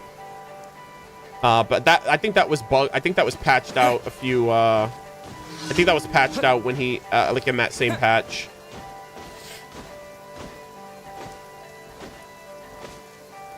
But yeah.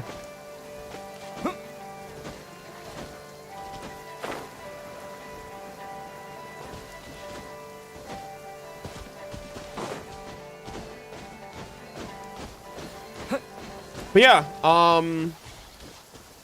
yeah, long story short, for this whole topic, I kind of want to transition into the actual content, because I do want to check out my last Colombina anecdote. I just really want to say, more than anything, thank you to the majority of you guys in my community that are respectful, that are here for a good time, and are here to be entertained, and don't take yourselves too seriously. And you guys don't take me too seriously, because I don't even take myself that seriously on a day-to-day basis, right? I'm literally here to stream. I'm here to be a goofball. I'm here to entertain you guys. I'm here to have like a little bit of you know, a shared experience, right? Going through Genshin, documenting my playthrough, and, you know, hopefully informing people, getting people excited about the lore and everything else in between.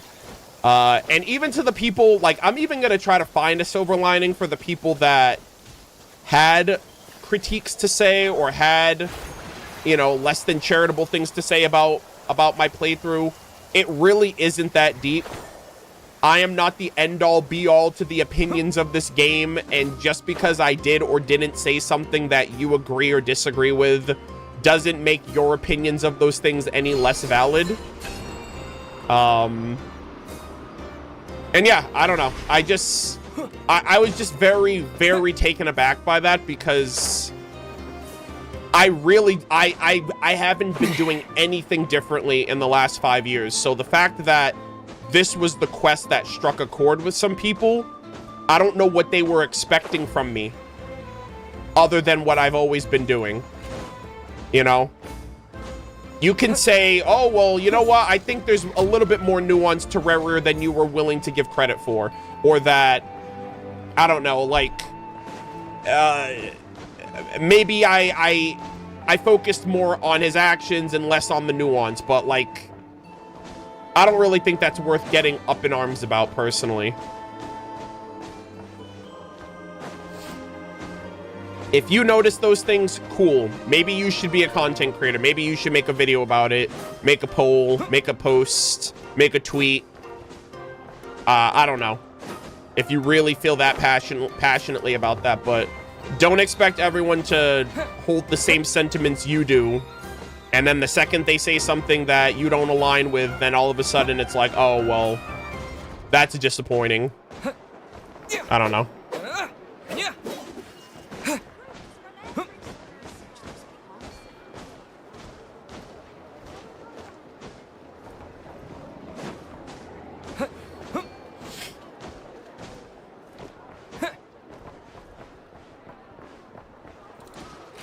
Oh yeah, we gotta commend the glaze as well. We do a little glazing around here. I'm not gonna stop doing that, by the way. All right, like, too bad, so sad. I don't know what to tell you. Okay, I'm not changing for anybody. All right, I'm gonna do me. I'm gonna do exactly what I've been doing, and I don't know. Trust the process. Like, if I really question, like, am I just too good? Am I too good at glazing that like, does it sound so believable? Am I converting people by the moment? You know, because if me glazing isn't able to be discernible, like if people look at that and they're like, wow, man, those are his true opinions, he's clearly not joking, then I've transcended. I'm a transcendent being.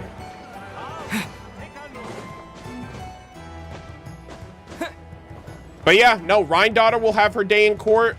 So will Roptiteer and Certology. Certology's already on kind of... And that's the crazy thing, too. They must have missed the part where I was talking so much shit about how much of a piece of shit Certology is to Skirk. And despite the fact that I was even trying to be charitable to Certology. I was like, guys, but what if Certology... What if the nuance of Certology is that, what if he can't control his abyssal tendencies and he's just like this ball of power that's uncontrollable and he needs someone to stop him, so he trained up Skirk to be able to one day stop him so he doesn't destroy the universe. I was even trying to be charitable to that man. But God forbid I say Skirk is mother. It's like, oh, you didn't say something bad about I'm sorry, Skirk, sorry, Rhine-Daughter. But like, God forbid I don't say something bad about Rhine-Daughter. Yeah, not Skirk mother, sorry, I meant gold. I was talking about Certology, I got a little caught up. Skirk is mother too, though? Hey, you know what? Hey, I didn't say it. All right, you heard it. Okay, I didn't mean to say it.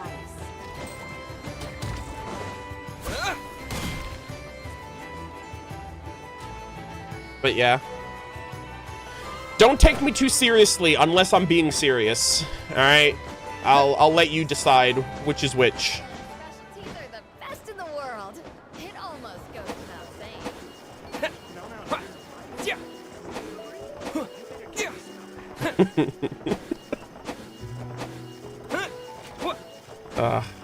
Yeah. I don't know, man. I'm excited to see Rerir again, though. I have some crack theories that we're going to be talking about after this little recording session. But, yeah,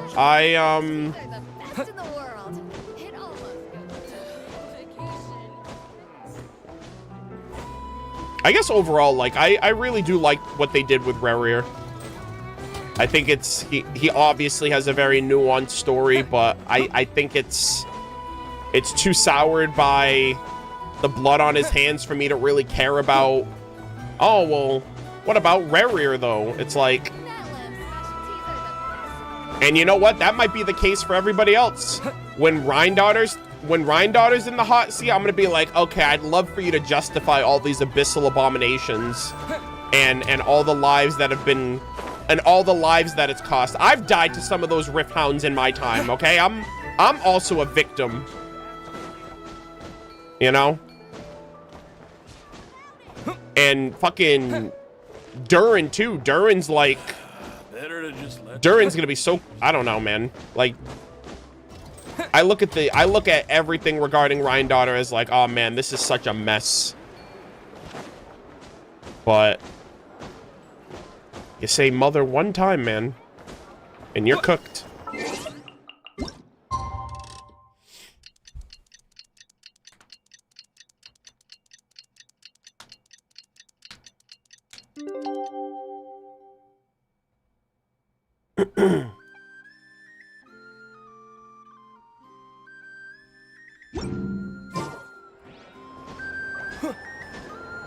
Yeah. And that's the thing too, like they're called the 5 sinners of Conria. I don't think I've advocated that any of them, unironically. Okay, I will go on record saying this, guys. I'm pretty sure I've tweeted at least once, Rhine-Daughter did nothing wrong. I'll come out and say it, that was a rage bait. That was legitimately 100% rage bait. Because I know that someone will take offense to that. And I'm like, you know what? It's too easy, guys. It's too easy. Now I see why Colombina does it. You know? I've said it at least once. Yeah, I mean, this isn't the first time this has happened either. I used to be like mutuals with someone on Twitter. We were like lore mutuals. Like they posted about Genshin lore and I posted about Genshin lore. And the second I started glazing Rhine-Daughter, they blocked me and they were like, if you like Rhine-Daughter or you condone anything she does, do not interact. She's a terrible person or whatever. And I was like, I'm just trolling. Like, I love Rhine-Daughter because she created Albedo. Like, that's nothing. Like, that's so superficial. There's no substance there. That's almost kind of like, you know, I only associate Rhine-Daughter because I got Albedo out of it. And now Durin. So I appreciate her to that extent. But I'm not out here like, oh man, Rhine-Daughter, when are we gonna get another one of your gifts to Tevat? Another one of your sacred children. They're doing so much for this world. These people just can't see it, but I do. You know? You know, I'm not out here like... And even if I was, she's not real. It's a game. I do not take myself that seriously.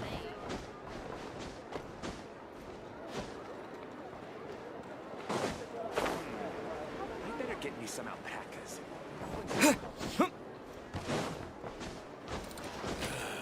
Better to just let the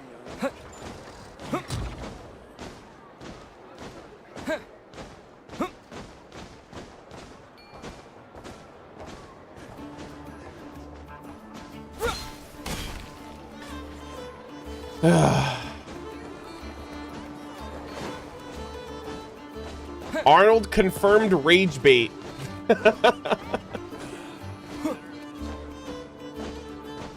Yeah, it's kind of cooked, man. Oh my god! Yo, what up, Jeff? How's it going? We're just talking about stuff. People making choices on the internet. Oh!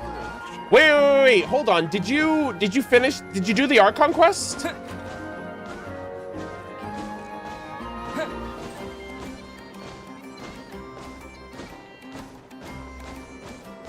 Oh, he did Act 3. Oh, yes. How about that rear, man? What a noble and virtuous beacon of Conry, am I right? That's a joke, by the way, chat. See, now I'm gonna have to do that. Who wants to explain that the joke is a joke? You know, like that's lame. I'm not gonna explain that the joke is a joke. I'm not doing it. All right.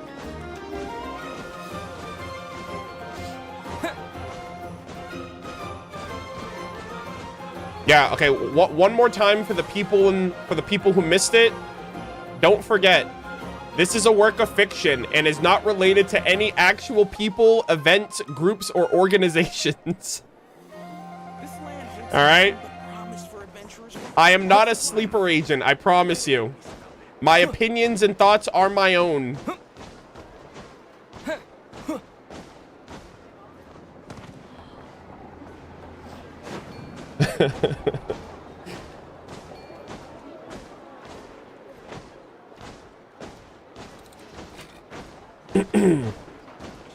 absolutely everything.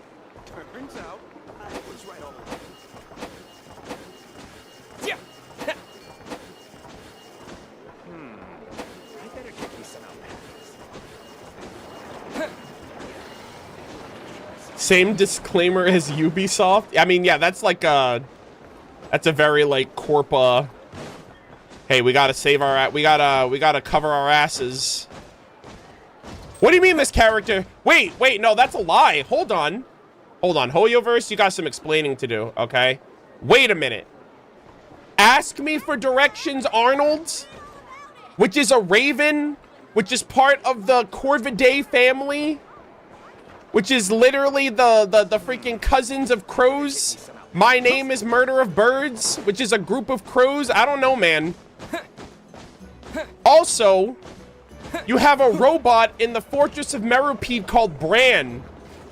I'm sure there's a content creator by the name of Bran Online. You're using our likeness without our permission. I'll see you in court. All right? They thought they could get away with this. All right, I'm on to them.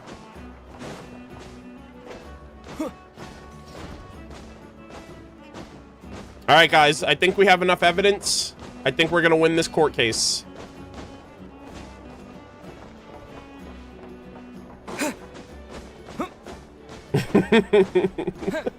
Surely you're joking, right? Chat, they don't know. I pulled it off so well that they think I'm... They don't know. I did it.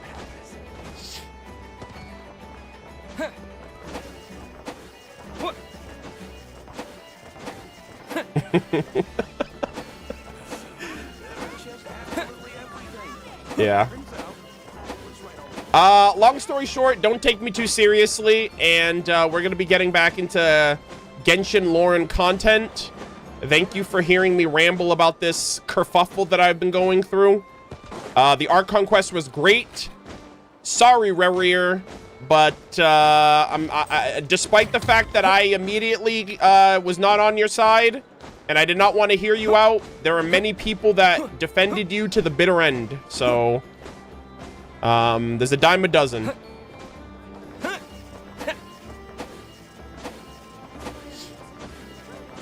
All right, chat. We're gonna take a little rest. We're gonna take a little 3-minute ad break, so you guys don't get any ads. We actually have to finish Colombina's last anecdote.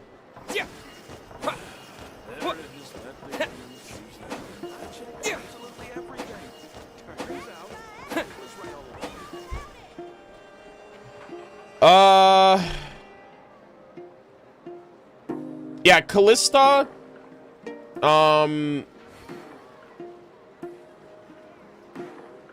Yeah, I mean, I'm good. I'm gonna talk about things if I want to. It's not that deep.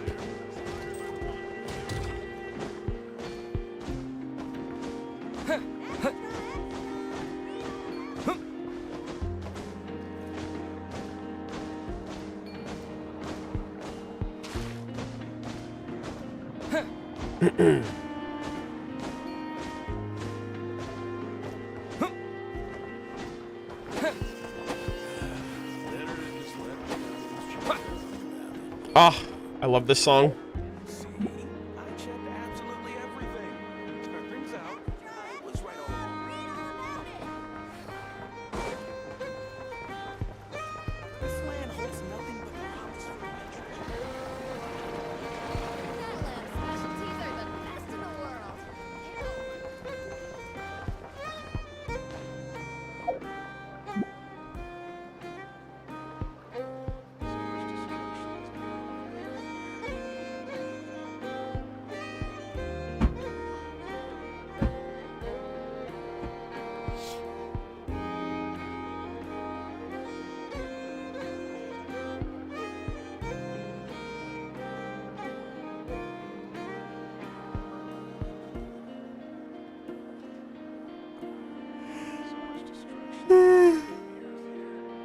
Ugh.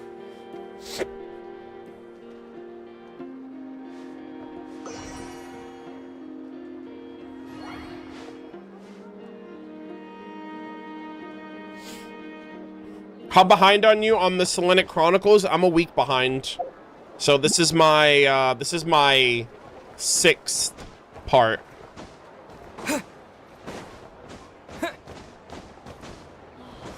Well, technically, I'm like a week and a half behind, but my day is on Sunday, so I'll be able to snag the last one of the week before reset.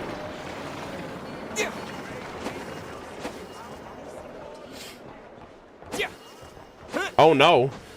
No, what do you mean, oh, no? I'm a content creator. I can only make progress when I'm streaming.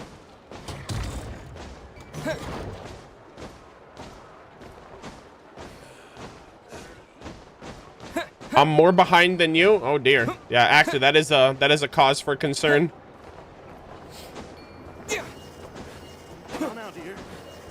I thought you were saying, oh, no, for me. I'm like, you know, some people are up to date, but I can't play the game every, you know, at least the first week. I didn't even know, I wasn't like aware of the delay, but I'm never going to be like caught up on everything immediately.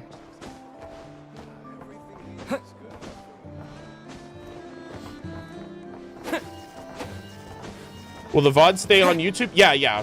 This is going to be up on YouTube, on the VOD channel.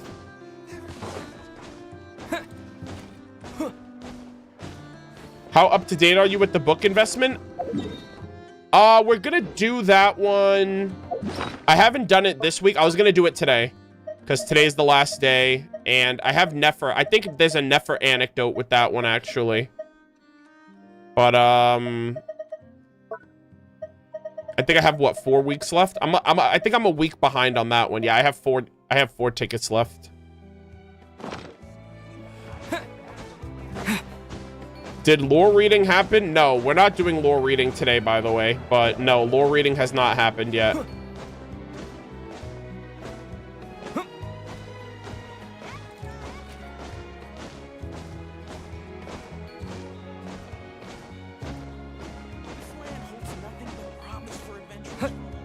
Aw. One of my friends got into Genshin recently after Nodcry hype, and they told me, Kira, you help. I'm stuck in Inazuma. I want to be where the gamers are. Aw. I mean, they have a hike. I'll tell you that. But see, that's what I think that too. I'm like, anyone that's getting into the game for the recent region, like, I feel like the hype of Nodcry is built off of everything that it took for us to get there, you know? Unless there's a way for them to allow players to skip immediately here. But, like, it's really weird to me that next year, supposedly, will be in Snezhnaya.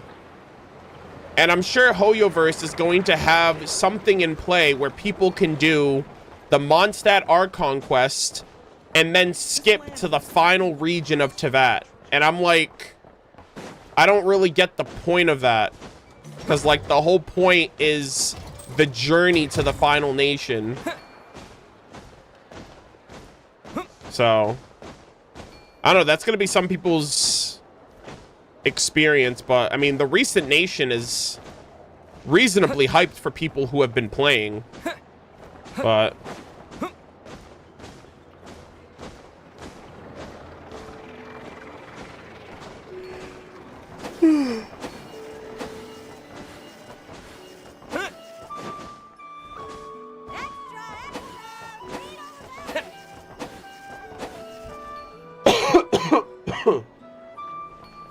You know, and I mean, the game's a single player game too, so like, obviously Genshin has been in the, you know, the social media conversations ever since its release. Every 6 weeks we're talking about it, like the new patch, the new characters coming out, etc.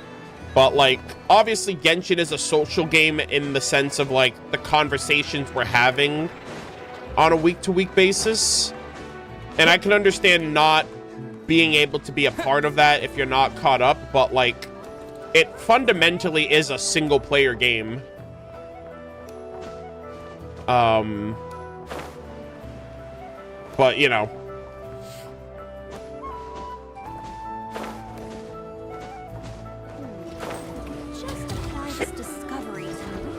like, your friend's in Inazuma right now, but in my head I'm like, dude, I was stoked when I got to Inazuma for the first time. Granted, I was there with everybody else. I don't really think I would have taken... I don't know if I would have felt any differently if I was, like, a region behind. I would have still taken in Inazuma for what it was, because it's, like, it's new. And I didn't have to wait a whole year for it. It's, like, right there.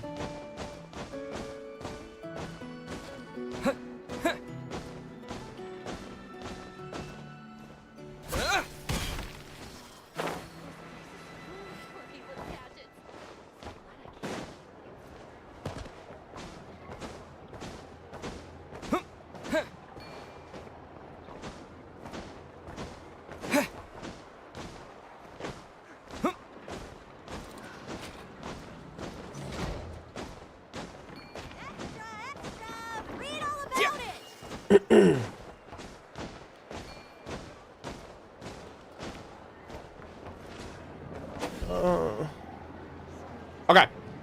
All right, gamers. I should have went to the bathroom. I gotta go do that right now. So, give me a couple minutes, and then we will start. I'm actually gonna record right now so I don't forget. And I will be right back.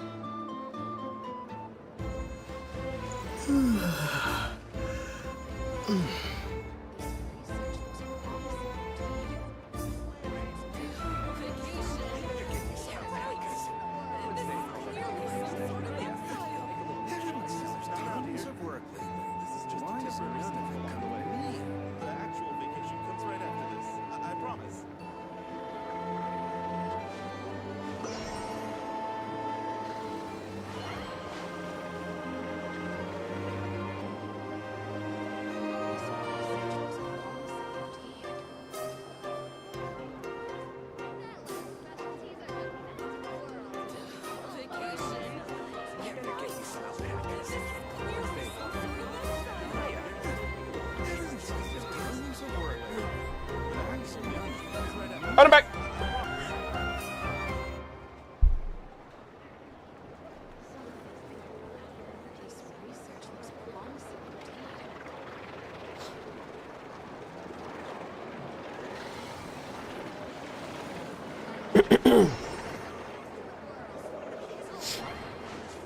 Okay. We have a couple things to get through. All right, how does everything look? How does everything sound? Let me know.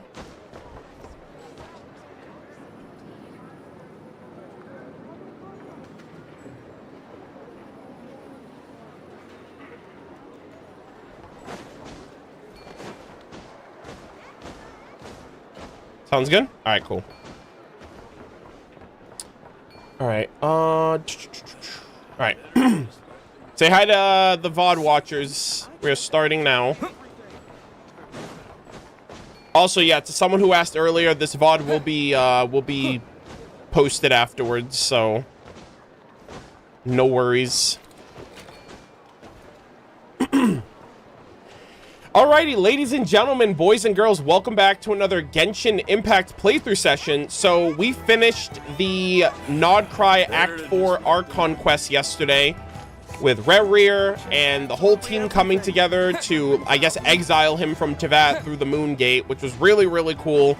We had a post-Archon Quest discussion. There was a little bit of discourse regarding Rerir's character. Some things that I guess I said and also didn't say. There is a video about that if you guys want to check that out. So that was pretty interesting.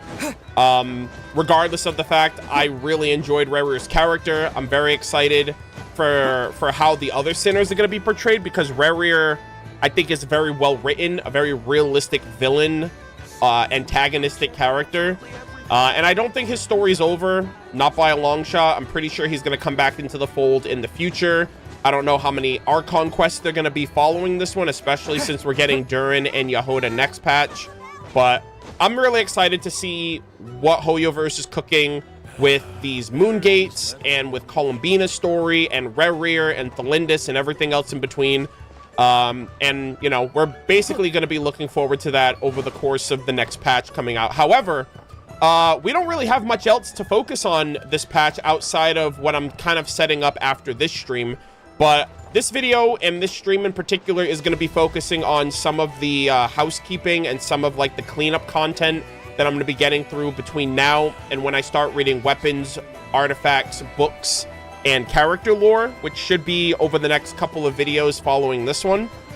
So, first and foremost, very excited. After, I'm a week behind on this, so we are ending the first week of Luna version 2. But I finally have the final interaction with Colombina for the Selenic Chronicles Part 1.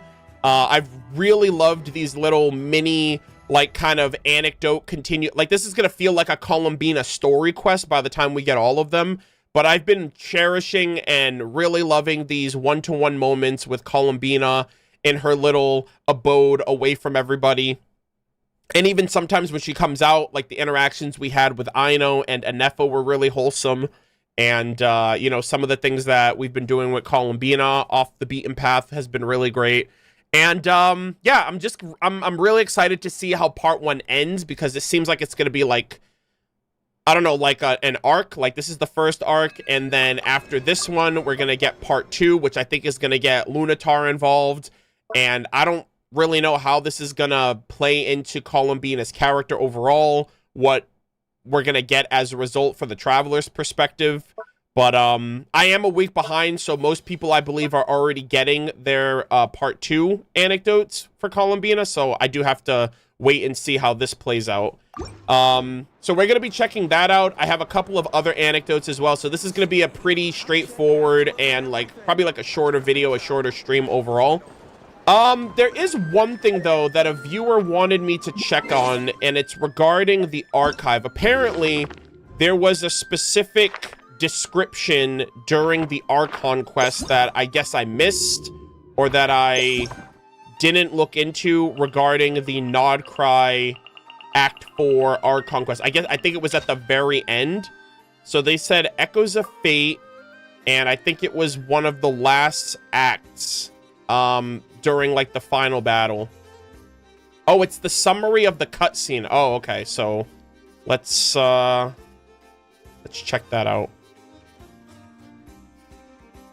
Wait. Okay, this is gonna take a little while.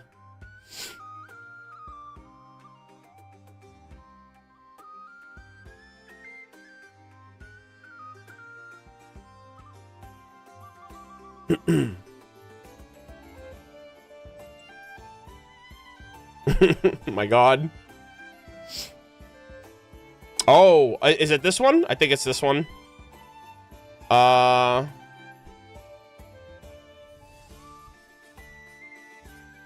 Yeah? Okay. Okay, so it's this one right here. The battle reaches its climax. You and Nefer goad Rerir into using his true destructive powers. This is a risky play, but it is precisely what is needed. There is no way you can gain the advantage by strength alone. As such, you induce him to unleash his full power, and then use that power against him, such that the threat he poses can be resolved. An expertly hidden alchemical array is quietly activated, completely siphoning the power that Rerir has used. The plan is thus revealed. Durin, my boy, with his unique constitution and abilities, converts the abyssal energy absorbed via the array into pyro, which the damselette then harnesses to empower herself in near equal status with the sinner for a time. This also allows her to temporarily link the minds to her companions, expanding their vision and unique abilities. Now greatly empowered, she fights against Rerir, successfully turning the tide. At a critical point, an unexpected ally, Dainsleif, opens a moon gate in the rear. Using all her strength, the damselette finally pushes Rerir through the gate.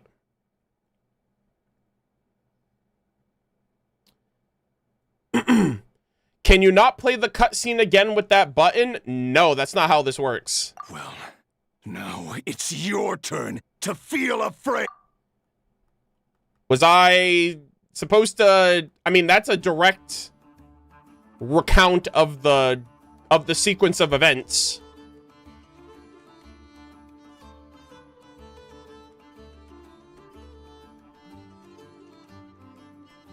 Oh, are they saying that Dainsleif opened the gate and not Colombina?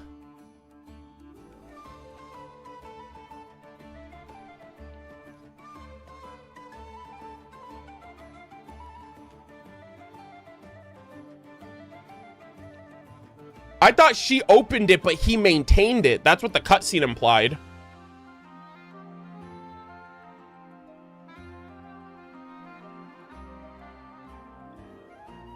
I think someone just worded it wrong. Yeah, the cutscene implied that Colombina opened it, but Dainsleif maintained it because Rerir was like, you can't keep this open forever. And she was like, that's fine, I don't need to. it was Dainsleif that did it. So this is like a type thing. Like, what we saw is one thing, but the description isn't like a wholesale, like, hey, this is actually what happened because it's in writing.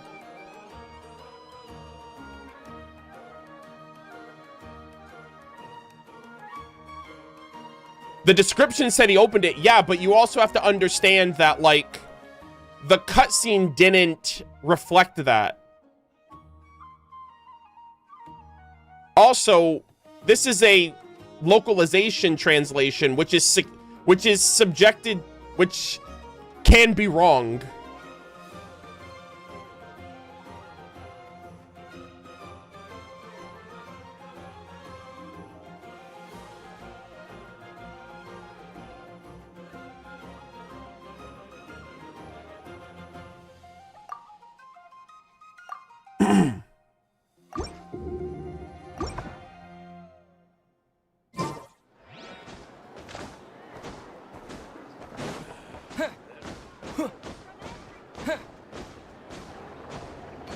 Yeah, Colombina can open a gate, but she can't maintain it because it requires a lot of power.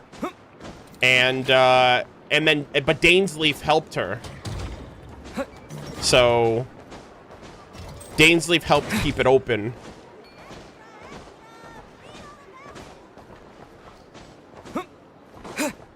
Because you also have to realize, what was the point of powering up Colombina if Dainsleif just opened it anyway? That kind of makes that entire powering up Colombina redundant. You know, like, what would be the purpose of that if Dainsleif could have just opened it to begin with?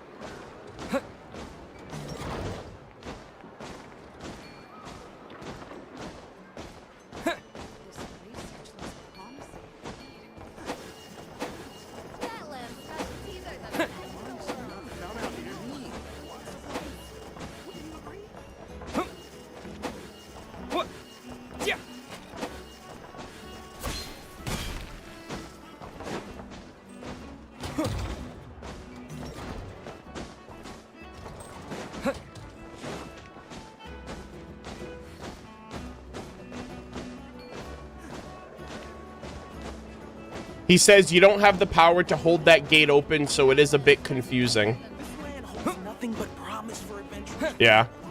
I mean, it's an interesting perspective if Dainsleif had any... I mean, I would have to see why. Like, that is interesting, but, like, I don't really know what to make of it because it's like, well, what does that mean? Do we have another moon marrow or moon power at work here with Dainsleif that none of us know about? I don't know.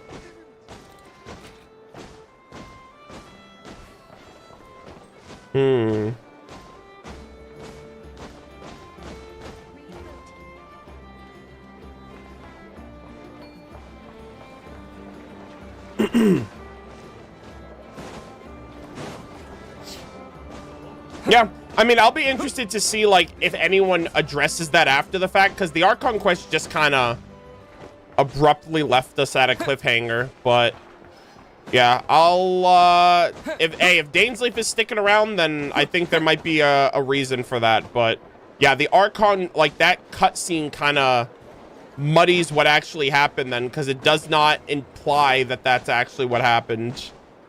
But they must have been in on it then. Because I don't even know if they knew Dainsleif would show up. He just, like, popped up out of nowhere at the last minute.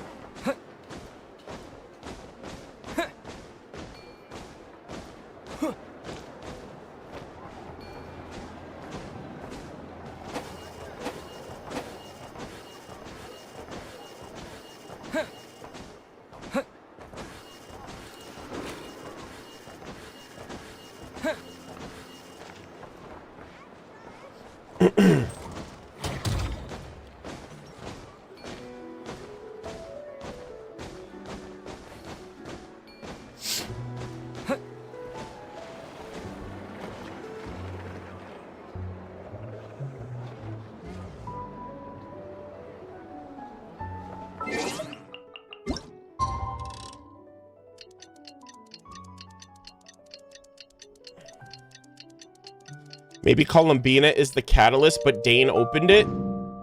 Yeah, well, like I said, yeah, so, I mean, overall, that is interesting. If that is to be, like, a literal translation that's accurate, that Dainsleif opened the moon gate and it wasn't Colombina, because the trailer implied that she opened it and he maintained it. But if he opened it, then that kind of is like, well, how is that possible? And they certainly didn't, like, make that very clear to the viewer. But yeah, I don't know. We'll have to wait and see. I don't know if that's because of I don't know if it has anything to do with the Abyss, or if there's something going on with Dane that we're not, or something with him that we're not fully aware of. But you know, we'll have to wait and see. But that is interesting.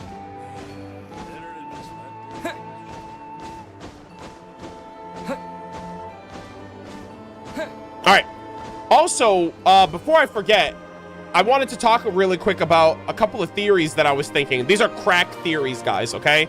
These are theories that I am just spitting out there because I'm like, well, they have to explain this at some point, and I'm noticing these themes are constantly coming up, so I wonder if there's any tie-in with any of this stuff. So, Thalindis went through the moon gate, right? Rerir went through a moon gate, and he was torn to pieces, but because he's immortal, he still kind of maintained himself, and he just had to, like, find his fragments and reconstruct himself again. Thalindis, on the other hand, did not have the benefit of the curse of immortality, and therefore, if she went through a moon gate, she should have just been, like, torn to shreds, and that's that. But I was thinking yesterday, I actually rewatched the cutscene, and I was like, okay, so I don't really know how to say this, but I was thinking, I was like, what happens to someone who goes through a moon gate? And I would assume that Thalindis and Rerir are like the first two people we've ever observed go through one. And that would have been like around 500 years ago, like probably right before the Cataclysm, or like what eventually sparks the Cataclysm, because right after those events, the sinners are formed, and then the Cataclysm, I think, should have happened immediately after that. So the timeline should like line up with Colombina also being born. And then I was like, okay, I'm just gonna say it. I wonder if the Kuhenki have anything to do with moon gates, because they mention that the Kuhenki started appearing around the time of the moon goddesses, like I think after Colombina was born. And so I wonder if, you know, so here's another thing too. I guess I'll explain this as well. So the Asha, like when we went to Tenochtitlan, I was like, oh, I wonder, like, who are like these creatures? They started showing up around the time of the Mare Javari, and I was like, what are these Asha creatures? It'd be interesting if they were like an amalgamation of like people that used to live here. Lo and behold, the Manitou plus the souls of the people from back during Tenochtitlan, you put them together and they create the Asha. So I wonder if the Kuhenki are formed when a person goes through a moon gate. Do they turn into a Kuhenki? And then I thought, who is Lunatar? Because Lunatar is always around Colombina. And then I was thinking, I was like, did Thalindis turn into a Kuhenki, or did Thalindis become Lunatar somehow? And so I just wonder if the Kuhenki are like people who went through moon gates. And so they didn't go to a certain place, they became a different thing. And it would have been around that time, but like it doesn't explain how there are so many of them. And like they're like familiars of the moon goddess, but that would have been around the time that Colombina was born. Another thing too, and I'm just gonna say this because I'm like, crack theory, no evidence of this whatsoever. I'm recording this October 26, 2025 at 7:12 p.m. the day after I did the Act 4 Archon Quest, which has been out for about 5 days now.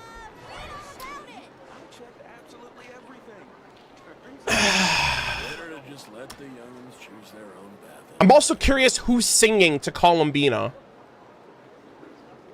That Lunatar kissed the Traveler? Okay, you know what? I don't know. I don't know how to explain that bit. But, I'm just curious if Thelindis is in the... Like, I wonder if Thelindis is already... If they've foreshadowed her somehow already, but we just don't know it's her yet. Whether she's the Lunatar, whether she is, like, fragmented... What if she's like the fragments of all the Kuhenki, kind of like the Pari? The Pari were a bunch of like Simurgh explodes and all the little Kavarina merged with the Amrita water and created the Pari. So like, what if the Lindis just like fractured into a bajillion pieces and they just became the Kuhenki or something? I don't know. And I'm also curious if that then means that Colombina is somehow connected to Rerir and Thelindis because they're the first people to go through moon gates. But I don't know. I cannot explain this at all. I'm just curious because I'm like, these are all things that are being brought up and they're all going to be answered in some way, but I also think the way they're answered is that they're all connected somehow. I just can't. It's like the meme. It's like, these things are all connected. I just can't prove it. Like, I genuinely think these are all connected. I have no idea how to prove it. I had the ultimate crack theory that Colombina is, like, somehow the Moon Gate daughter of Rerir and Thelindis somehow. But I think that's going a little too far. Like, I don't know. That might just be, that's like bordering on, like, headcanon at this point. But I just have a feeling in my heart. I'm like, I think they've given me enough for me to try to make sense of something and try to connect all these dots, because the Monitu and like the Phlogiston and Tenochtitlan, and I'm thinking of like the Pari were a creation of a similar sort, the Asha were a creation of a similar sort. And now we have like, oh, these Kuhenki creatures came around, like were brought about around the time of Colombina's birth. How is that possible? That was 500 years ago. That was around the time of the Cataclysm and the Sinners being formed and all that stuff with the Moon Gates happening. So, I don't know. I just wanted to document this information and let it be known that this was on my mind at the start of Luna 2, in case I was cooking or in case I burned the kitchen down. I have no evidence. I just have a gut feeling, and I always go with my gut. So I'm either cooking or I'm completely wrong, but I guess we'll see.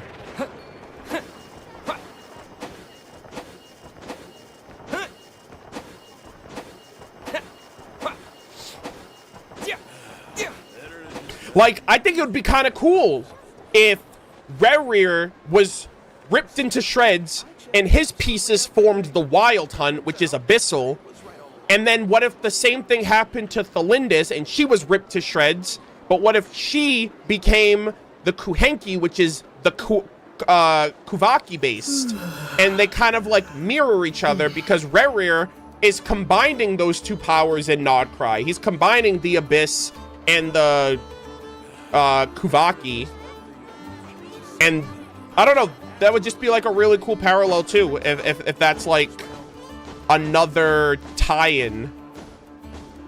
But I don't know, it still doesn't answer like Like the Colombina thing is like a whole other thing, because like the moon gates and the moon sisters and the 3 moons and the moon marrow. So like, I don't know, they might be cooking something different with Colombina, but it feels like Rare and Thelindis are like the core theme of Nodcry's Archon Quest. And I think they're going to be like pivotal to like the final revelations of this nation and the lore that we've been learning about so far.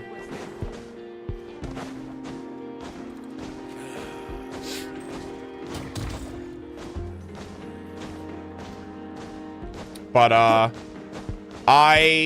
hope I'm cooking. I got nothing to go off of but my gut and the very sparing information that the game has delivered and has given us. But I don't know. We'll have to wait and see, surely. But those were my crack theories. I wrote them all over here. Yeah, I don't know if anyone else is gonna go through. That'd be cool if we went through a moon gate by the end of this. We're the traveler, right? We're pretty durable. We've gone through a lot. We've been banged up and bruised throughout our journey. Surely we'll make it through it. But I wonder if the moon I wonder if the moon gates are gonna be I wonder if moon gates are going to be utilized more than just for Thelindis and Rerir, but we'll have to wait and see. But I just wanted to share my crack theories in case anything develops and comes of that.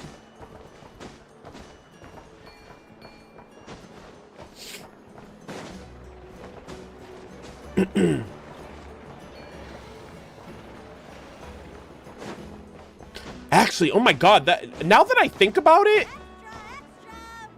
the creations of Teyvat all kind of have a similar through line. Like I mentioned before, Turns out, I was right all along. right? The Aranara were created from Rukkhadevata. The Pari were created from Simurgh's destroyed Kavarana energy that was created through the Lord of Flowers, nurtured by Rukkhadevata, and merged with the Amrita waters to create the Pari. And even the Melazine, they were a product of an explosion and like the freaking mechanical tokens that merged with like Elenus's body that created the Melazine. So I feel like, and then the Asha, like the phlogiston life forms of the Monitu mixed with like the destroyed, like wiped out souls of Tenochtitlan created the Asha. So I feel like the Kuhenki have to be a parallel, kind of similar-esque creation where you take one thing, you mash it up, and it creates another thing. And we know now that Rerir was torn to shreds in the Moon Gate, and all of the Kuhenki are girls as well. I don't know if that really matters, but like if this is tying in with Thelindis, that would make, I guess that would kind of make sense. But yeah, now I'm like, I know I started off with this as a crack as like a crack theory, but now I'm like,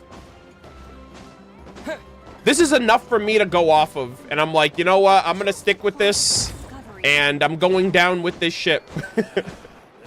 So, you know, we'll find out in a couple months if I was spitting or not.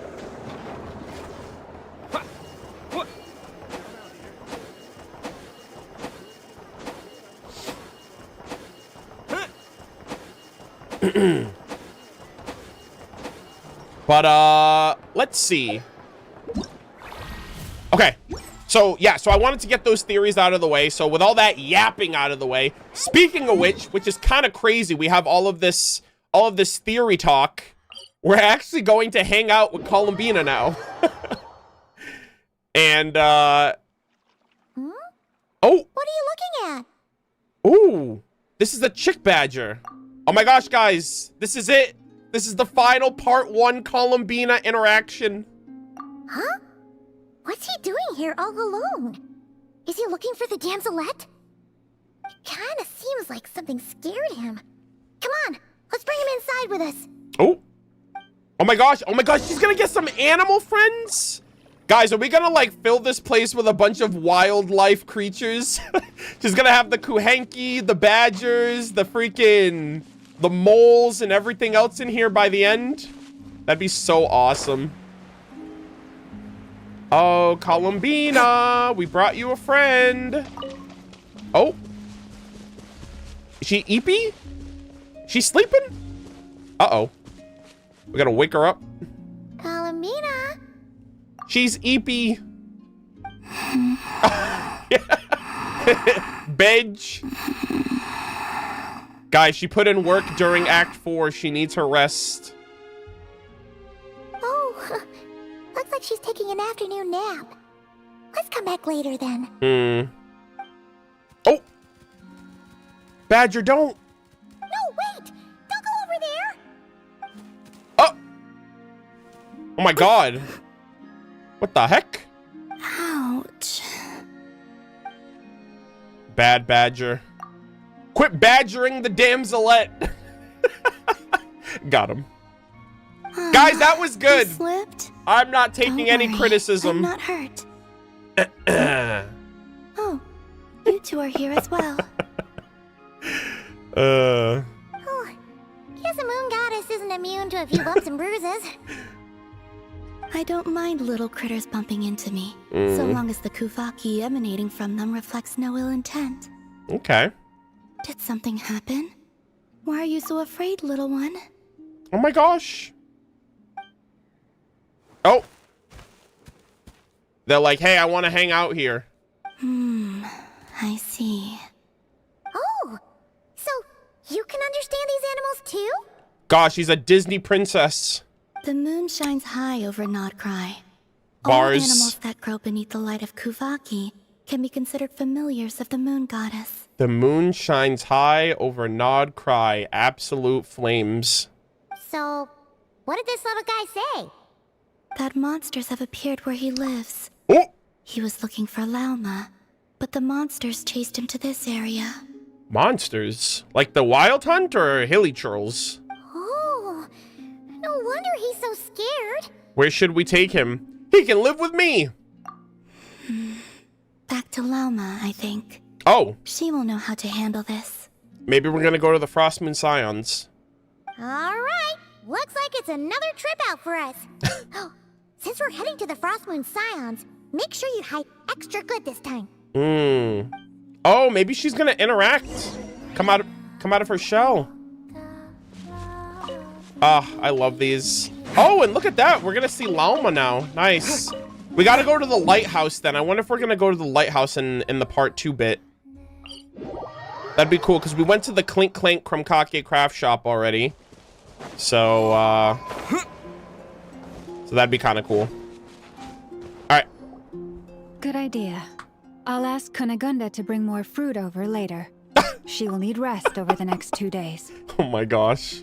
Huh. Looks like Lauma's busy right now. Let's give her a moment.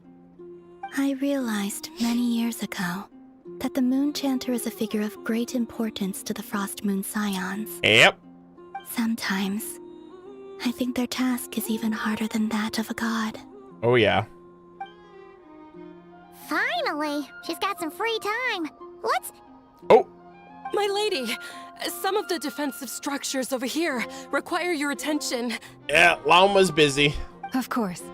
I'll see to that right away. Oh, and off she goes again. She never gets a moment's rest, does she? Yeah. Come on, let's follow them. But keep it quiet. Alrighty.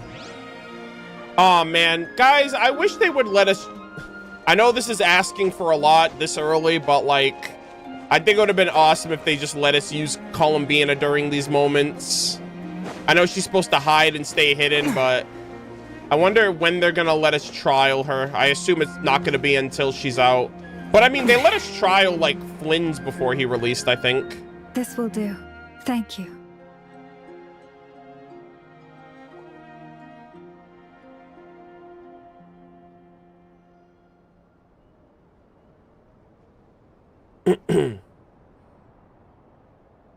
Also, does my mic sound okay?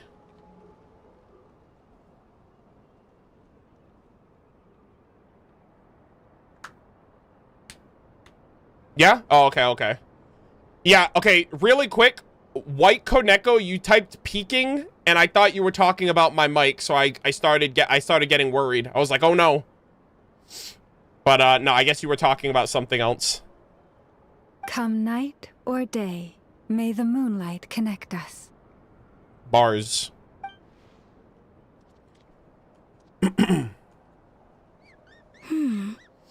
That saying has changed from when I last heard it. Oh. Yeah. Hey, that person left. Come on, now's our chance. Lady Lama. Oh my god, this lady. She can't get 2 seconds to herself. Oh, seriously? God damn. Thank you for your hard work. Excuse me for a moment. I will be back shortly. Damn, she heard you, Paimon. Oh, what a great shot. There is no one around. Oh. You can come out now. Caught. Wait, you knew we were here? Yeah, Paimon, you have a big mouth. How could I possibly miss the Kutar and her Kuvaki? Although I'm not quite sure why you're following me. It's quite unnerving, being observed at work like this. We need your help with the aminals. Oh, sorry about that. We wanted to ask you about something, but the time was never right. Hopefully we didn't stress you out too much. Oh my gosh. Ah, I see. Understood. I'll handle it. Yep. I love that I did the reputation prior to, because like she's all about like being the middleman with all the animals in their wildlife affairs, so made a lot of sense to come to Lauma. To be honest, after seeing how busy you are, Paimon kind of feels bad asking you to do more work. Oh, it's nothing. Such is the duty of the Moon Chanter. Oh. Now that you have seen all this, Kutar, what do you think of the Frost Moon Scions today? She's probably like, wow, you guys are doing a lot for yourselves. Back in the day, they would have just asked me to do all the stuff that you're doing, so you guys seem to be doing well. The atmosphere is much changed from how it was several centuries ago. Yeah. It's a good kind of change. I'm glad to hear it, and I thank you for your kind words. Give me your hand. Hold on. You too, traveler. Oh my gosh. Chat, we're strengthening our relationship. Oh, why? We went from friends to BFFs. I like the current prayer you use around here. Come night or day, may the moonlight connect us. Ooh, what a great shot. Ah! So good, chat! Part 1 is donezo! Wow.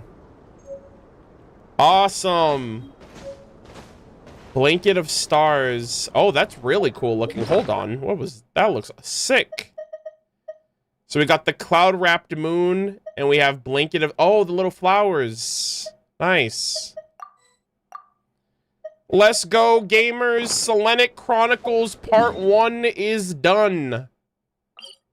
Hell yeah. Actually, I just realized I can look at it from the map. Ooh! Let's go! Oh, this is awesome. I just unlocked the second one. This looks sick. All right, what does this last one say? Come night or day, may the moonlight connect us. Good shit. Oh yeah, also, from here I almost said glaze. From here I gaze. Gotta be careful, some people might not know the difference. Oh man. Yep, and I guess I have to wait. Do I got really? They're not just gonna give it to me right out the gate? Yeah, I gotta wait the week, man. That's a bummer. But yeah, Selenic Chronicles Part 2 is unlocked. We will be tapping into this on Sunday. I'm gonna try to stream every Sunday now because I can't afford to fall further behind than I already am for Colombina's interactions. I think the latest that I would ever want to accept is Monday, because I wouldn't want to have to do an anecdote on a Tuesday, which is when a new patch comes out. So I'm very excited to see how these come together. And now this is animated too, so look at her. She's so like reserved and closed off, and now she's kind of opening up a little bit. We got the Lunatar in there too, so now Lunatar is going to be involved, I think. I think they mentioned in the Archon Quest, Part 2 is going to focus a bit more on this Kuhenki, which I think is important for lore purposes, so hopefully we get a little bit more out of them, and they can kind of expand on Colombina's lore, like with the paintings and stuff like that. I think that'd be really cool. I don't know if Malaus is going to be involved too, but yeah, we'll have to just wait and see. But part 1 is done, and I am happy.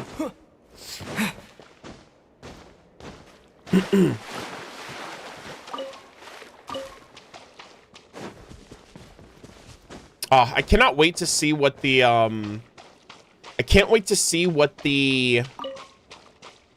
like, honestly, chat, I kind of want this. I wouldn't mind if they just rip this and make this the teapot abode for Nodcry. I'm sure it's gonna be drastically different. It's not gonna be like a cave, but I'm looking forward to the Once upon a time, ooh. there was a lake in the woods that reflected the moon, and all the animals loved to drink from its waters.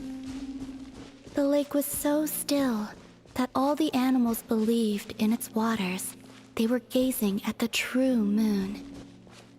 But when they reached in to scoop out the moon, it would shatter to pieces. Yeah, I've gotten this interaction before. Oh, are you here to listen to the story too?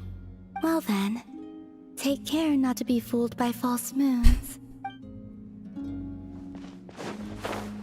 Oh, Bina. No, this is not new. I've gotten this one before.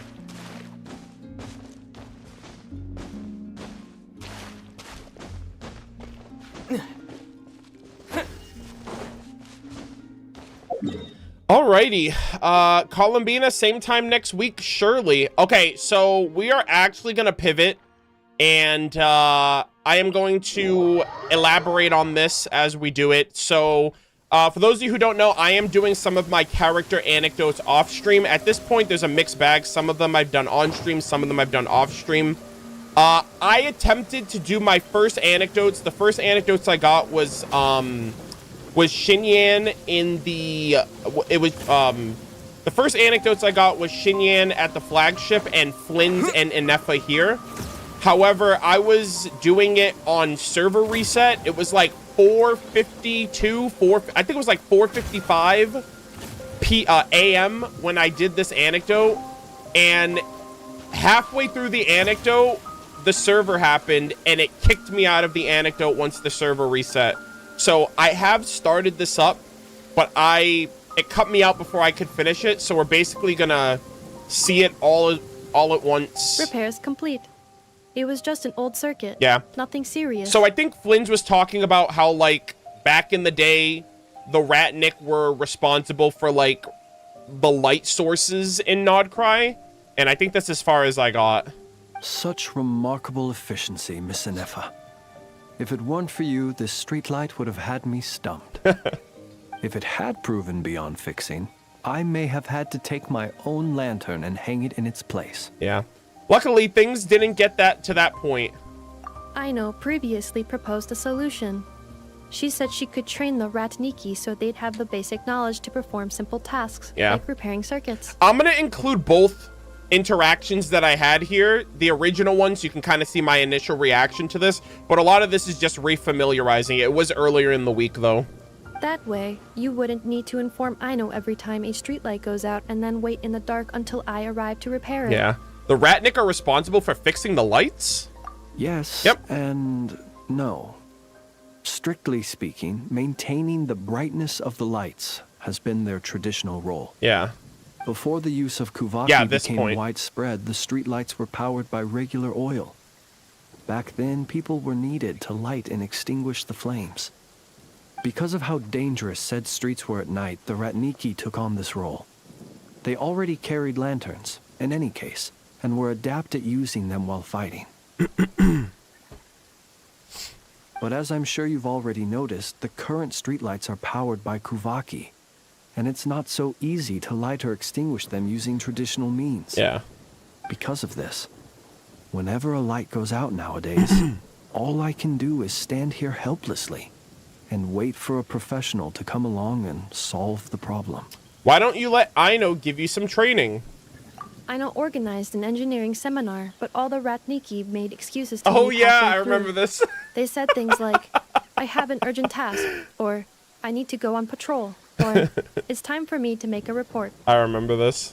I didn't leave. Yeah. It is, after all, disrespectful to the host to leave a seminar early. Yep. True, but the biscuits you brought were too much of a distraction for Aino. She stopped teaching completely. And then I was so busy trying to stop her from eating that I could not take over the seminar. Okay, I think this is where it cut for me, but this was super entertaining. So please, the next time you attend a class of any kind, Don't bring sweets. don't bring anything sweet Yeah. that might attract Aino's attention. And don't bring any toys either. Oh my god. Yeah, don't bring anything that could tempt a child. I promise I won't. Please say it in full. The last time you promised not to bring anything sweet, you brought a toy, and Aino was completely unable Oh to man, continue. she's like, can I get that in writing? I promise I won't bring anything sweet, any toys, or anything else that might unduly divert Miss Aino's attention. Okay, surely there's a loophole in there somewhere. That's better. I'll notify you when she next holds an engineering class. For now, I have to pick some lakaberries for her. Goodbye. Oh my god, she's like, those crumb-kakes aren't gonna make themselves. That's hilarious. Traveler, do you know of anything else besides sweet treats, toys, and small fluffy animals that might keep Miss Aino quiet for a I while? knew it. Half an hour shall suffice. Yeah, I was like, okay, surely there's a loophole. He's gonna get something else involved. Yeah, I think you'd be better off studying. Hold on. Well, if you can't take any items, why not try bringing a companion instead? Jeez. Also, I think it's crazy that Anefa literally had to come all the way here to like the freaking Thunder Mountain region area to get lakaberries. A companion? Oh, that is inspired. Perhaps I should ask Miss Nefer if she can send Miss Yehoda to accompany me. Oh dear. Just don't say it was me who gave you the idea. Naturally. The only reason I wish to ask Miss Yehoda to attend is that if I am to swim in the great ocean of Oh knowledge, gosh. I'd very much like someone else to enjoy Miss Aino's educational ablutions. AKA, if I'm made to suffer, she's gonna suffer with me. Considering the strength of Miss Yehoda's relationship with the two of you, I believe she would be the perfect candidate to go with me. Dun dun dun. Damn Flins. Dragging Yagoda with you. Dragging the Goda. Guys, we're gonna start calling her the Goda at this point. Because, guys, I swear to God, Yehoda is like the star of Nodcry. She is featured. She is like cameoed constantly. She's in multiple characters' trailers. She's in multiple characters' like anecdotes. She's in the Archon Quest heavily. I love it. I love her character so much. She is such a treat, such a joy. Oh, actually, you know what? Maybe... Hold on, maybe Anefa was kind of spitting by coming here. I just remembered that there's a shit ton of lakaberries actually over here. They're actually down at the beach area. She's all the way up in the mountains. I don't remember if there are any up there. But there's a ton of lakaberries down here, so... Like I said, those crumb-kakes aren't gonna cook themselves, you know.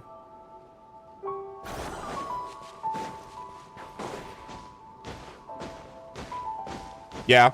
So when I first started Nodcry, I did say, I was like, guys, I think Aino is like my favorite. I actually think Yehoda is my favorite Nodcry character now. Especially after this patch so far, like the content we've gotten thus far. I'm like super excited to pull for her, and I can't wait to see how she plays. And I really hope that they give us more of her in these quests, like these anecdotes and whatnot. She is actually like a really awesome character. I didn't think I'd like her as much as I did. But she grew on me for sure. And yeah, I also love how interactive her VA is on Twitter.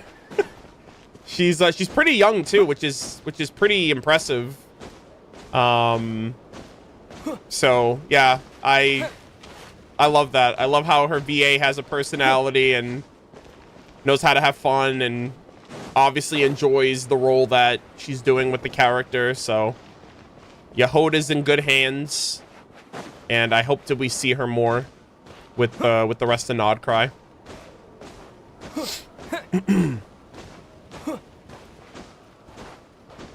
She's Yehoda IRL. That's funny.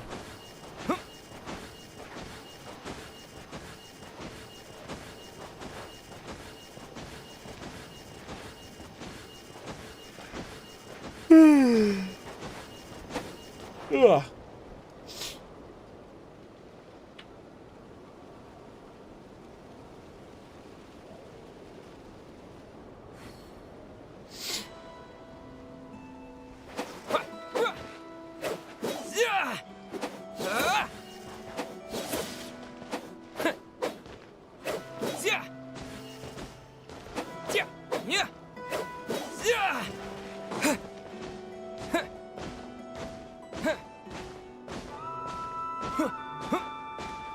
We're due for a lore keeper discussion. We were talking about that recently, actually.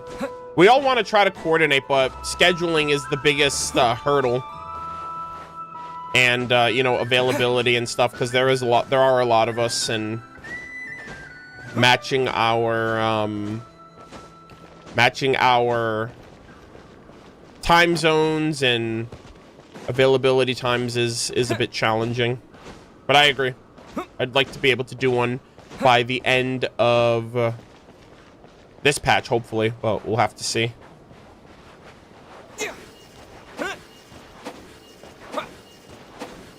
Okay. Oh, that's right. So from here, actually, I do want to just lock this in, because I know this ties into the other, like, I think this ties into doing past anecdotes, which I've already done all the previous ones, but I just want to get this quest off of my map. So we have Traveler's Tales Traveler's Tales Destiny Dawn. Go to the Grand Narukami Shrine. Something new seems to be happening at the shrine. All right. So I know that this is like some kind of trigger to allow you to do the old anecdotes. Oh, and Yaimiko's here. I think they mentioned this in the live stream. I may have forgotten. But I just want to at least document this just so it's included. Yes, that'll do. Just a quick and simple cleanup job. All right. Hello, ma'am. It's been a minute. Ah, little one, you're just in time. Just in time? In time for what? Hold on a sec. Where's this going? Oh, look at you. I can tell you're thinking. Oh no, she's going to send me off on some pain-in-the-neck errand again, isn't she? Oh boy. Don't worry. I was just going to say that we finished renovating the shrine and are preparing to roll out a brand new service. Okay. Now, I haven't had the chance to announce it yet, but here you are already. Wouldn't you agree that's good timing? See this offering box beside me? There's going to be another place to make wishes here soon. Oh, wishes, chat? Don't you already have fortune slips? That's different. Fortune slips are about telling fortunes, whereas this is about making wishes. Gotcha polls, chat. Now then, close your eyes, make a wish, write it down on a prayer plaque, then hang it up on this rack here, and maybe your wish will come true. Can I wish for anything? Of course. But as for which wishes come true, that is up to the gods who watch over us all. Powerless Guji that I am, I can only help you in mortal matters. I wouldn't mind making some new friends. I'd like to I wouldn't mind. Oh, is this like am I doing it right now? I wouldn't mind making some new friends. So I think that's implying like I want a new anecdote, and then this one's like I want an old one, I assume. If that's what you wish for, then why not try it out? Hmm. Here, take this fortune paper. It's left over from writing fortune slips. You can have it. Thank you.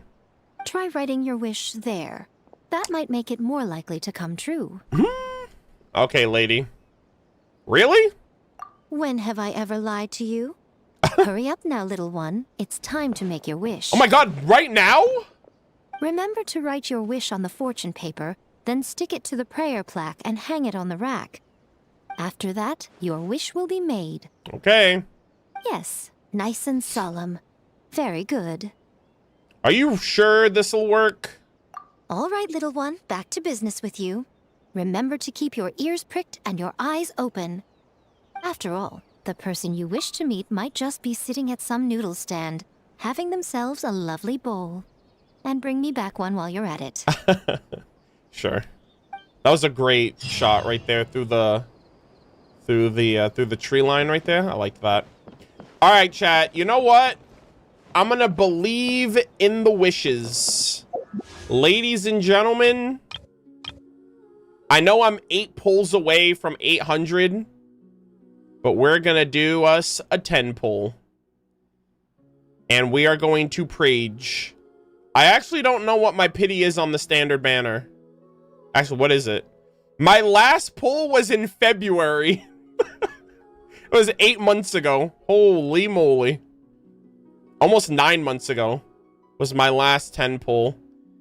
So we're at, let's see, 5, 10, 15, 20. Okay, at least 20. At least 20 pulls. All right. So, C1 Yume Mizuki, C1 Tainari, C2 Dia. Otherwise, I'm getting a Masterless Stella Fortuna. Wish! Ah, never mind. We're not getting a 5-star. I was so foolish. Damn, guys. I was locked in on a 5-star so hard. All right, we're at least 30 pulls in. I don't know what my actual pull rate is on this banner because I stopped pulling ages ago. Hell yeah, I'm rusty AF. True. Actually, Genshin Impact. Awesome. Thanks for the black tassels. Unlucky, boys. And now I am 18 pulls in the hole. I'm not pulling again until we get to 800, so that's going to take a couple months.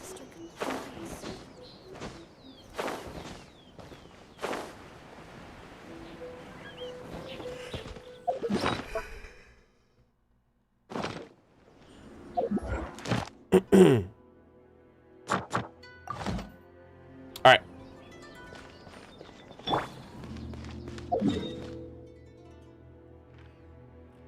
Not going to do the wish thing?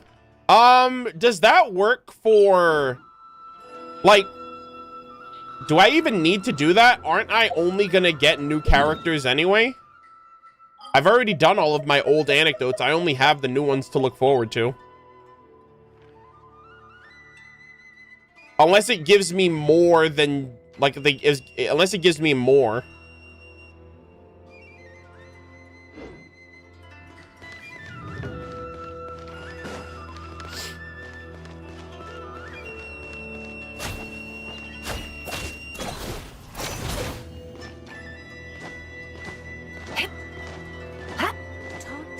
You can get both new and old at the same time. Yeah, but I'm only worried about getting the ones that I haven't gotten, which, I mean, I would get anyway because I've already done all the old ones. It lets you choose? I don't know if I really want to choose. I'm fine with them giving me whoever. They've been giving me a lot of Nefer and Aino ones. I feel like those are the ones that they're going to tailor me towards since I already started those chains. So. But yeah. All right. Yeah, I was just curious. I don't need to do this right now. That's all right. All right, let's head back.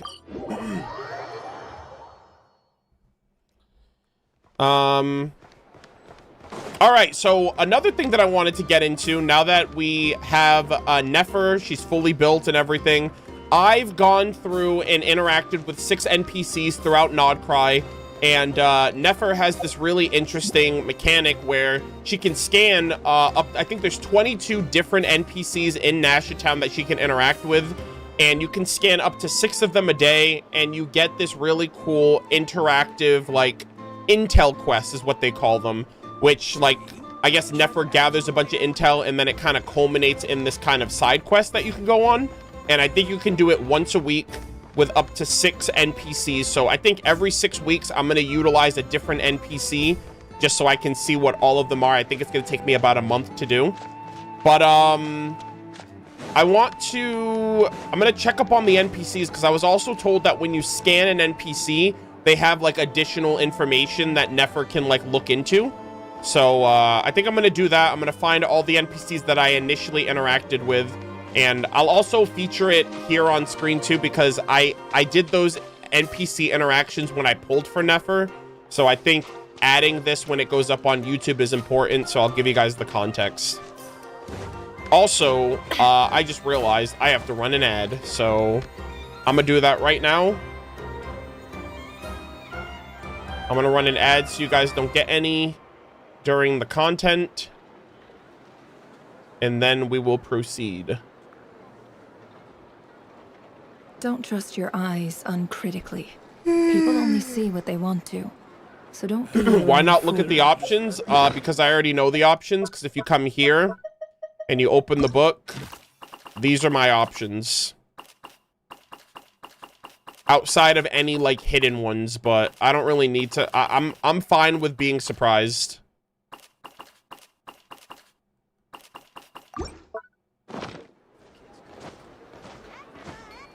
See? I checked absolutely everything. Turns out, I was right all along.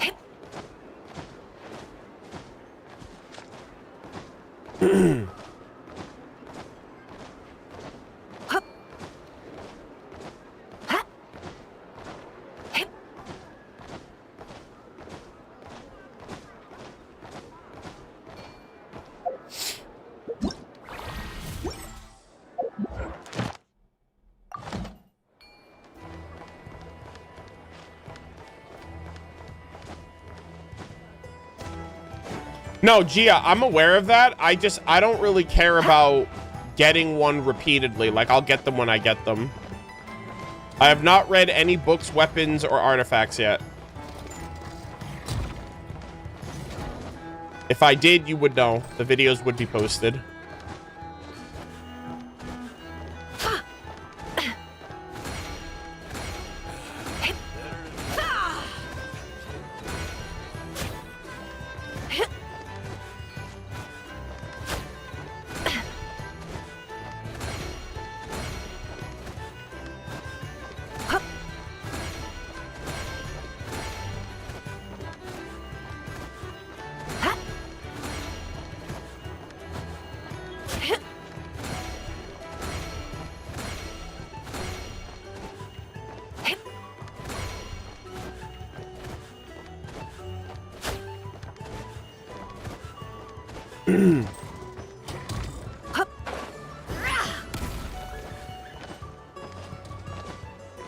Okay.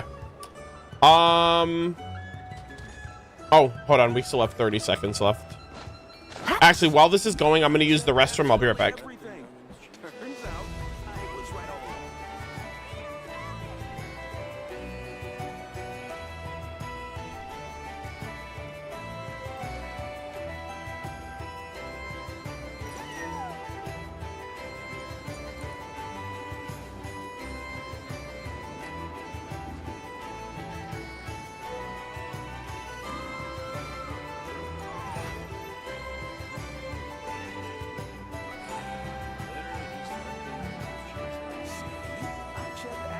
Everything. Turns out, I was right all along. Turns out, I was right all along.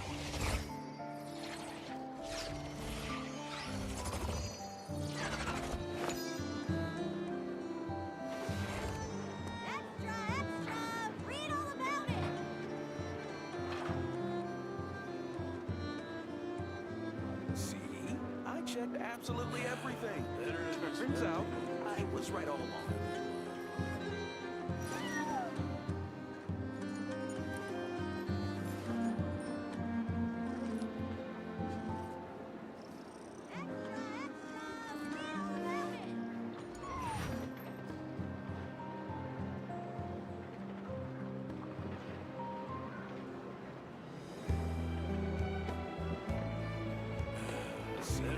I checked absolutely everything. Turns out, I was right all along. Emotions are like a raging torrent that surges through the mind. More often than not, if you try to hold them back, you'll be swept away by their unstoppable force. And if you try to ignore them entirely, you'll end up tearing yourself to pieces.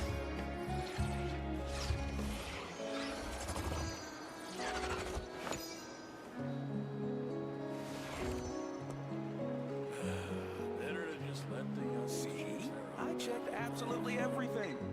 Turns out, I was right all along. Right back.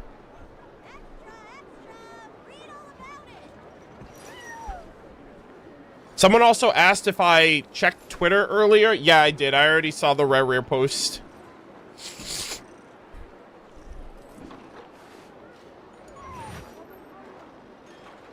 I checked absolutely everything. What up, Ant? I was right all along. Also, I just want to say thank you to all of you guys who are still here hanging out. I hope you guys are enjoying the stream. I know we're kind of low-key today. I'm just kind of taking things slow just because we went through a lot at the top of the stream, and then, you know, I also went through like the Archon Quest, so I'm just trying to keep it low energy just so I don't like burn out or anything.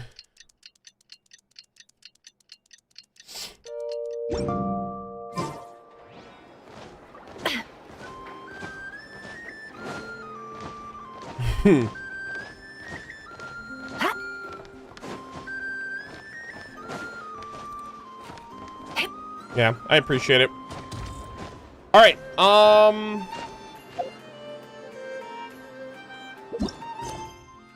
do my comms later. Okay, we did that. Okay. So, we're gonna track down... Oh, hold on just a second. Okay. So, we're gonna track down all the NPCs that I've interacted with Nefer. And, we're gonna see if there's any additional dialogue for them. Actually, there's one all the way over here, so I'm gonna start at the bottom and work my way up. Alright, so you got this girl over here. Alright, strange. There are eerie calms around here. It's precisely at times like this that you've got to stay alert. Ooh, Nefer appears to have something on her mind.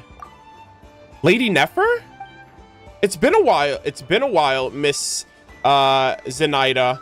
I trust the guild's commissions haven't gotten you in too much trouble. With your kind concern, it's been going smoothly enough. Few would dare strike at the poor supervisor in broad daylight, and if they did, I'd see to it before that young master ever noticed. Protecting some, removing others, not so different from before. But at least I'm not stuck protecting a blood-soaked bandit chief this time. I see. Glad to hear it. By the way, Lady Nefer, Yehoda's doing well. There's no need to worry. If you have something to say to her, feel free to tell her yourself. No, I'm not.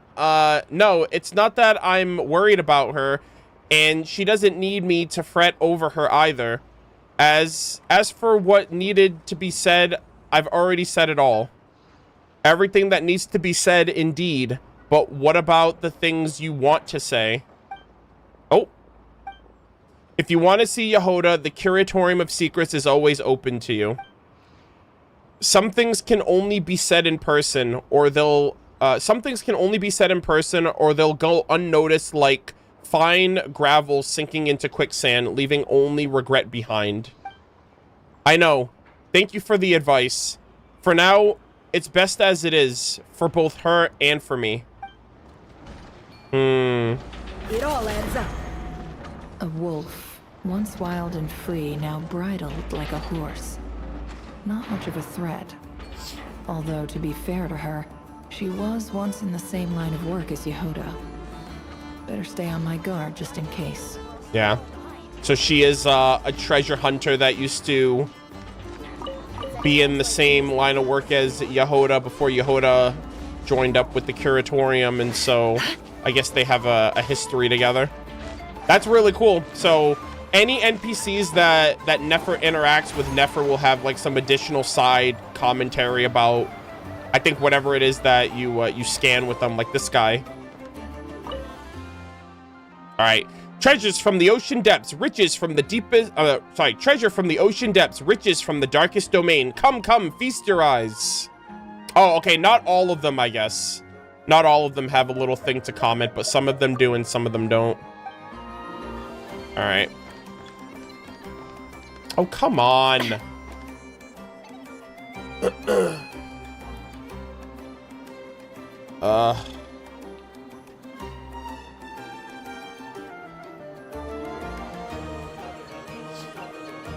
Okay, really quick.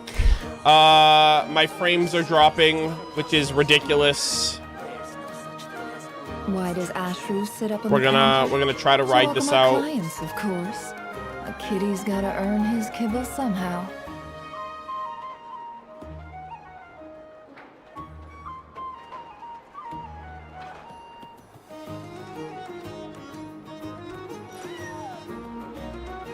Oh, man. I don't know if I should stream this late anymore, because this was happening around the same time yesterday, too.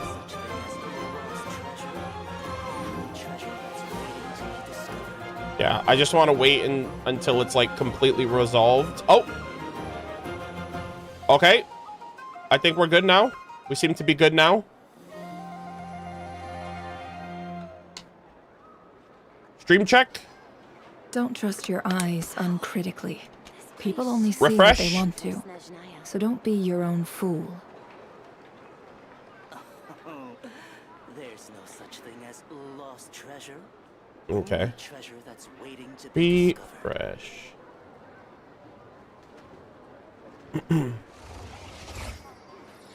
Okay, yeah, we're good. We dropped a teensy bit, but sorry about that. Also, yeah, so Rico doesn't have any additional dialogue after you talk, so not all of them will have some additional commentary.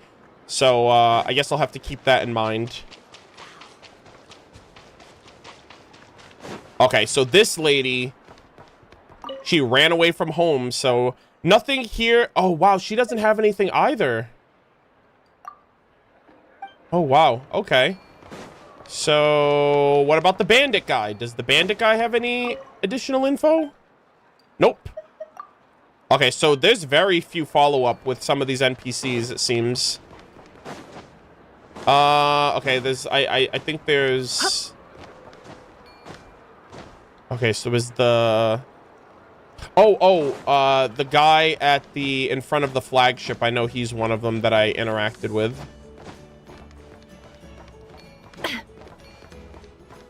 What about him? Nope. I think only the ones that Nefer has a dialogue.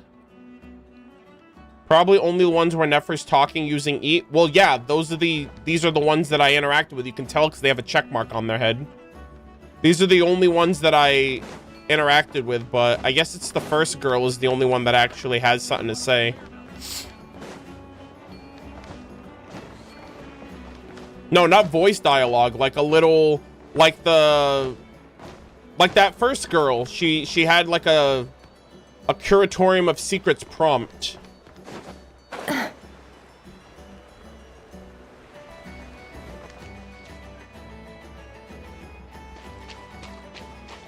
Voiced? Oh, you mean when you use this on them?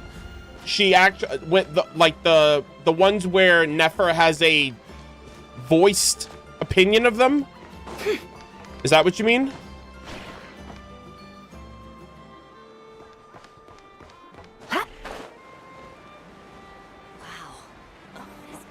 Yeah, that girl is the only one that has done that so far. I don't know how many characters Nefer has like a voice dialogue about besides that first girl on the beach. So I guess she doesn't really have a whole lot of extra dialogue added in. Because the girl on the beach is the only one, at least the only one that I've interacted with so far. All right, never mind then. I guess I was expecting all of them to, but I guess it's only that girl. All right. All right, so once you get all of the NPCs, you actually... All right. Time for a break. Yep. That's enough intel for now. We have a cap of 6 intel so far, and we got to come over to Catherine over here. Also, let me change my time of day because it's getting dark.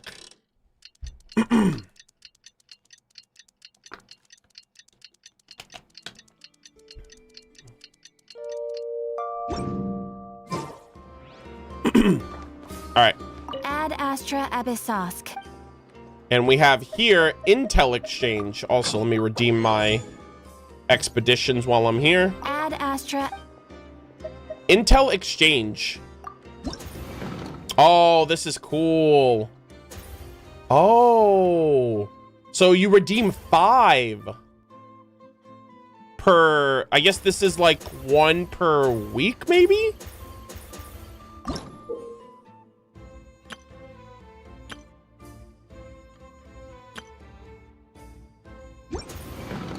Okay, so you can redeem 6 a week. So after 4 weeks, you can get basically an extra one.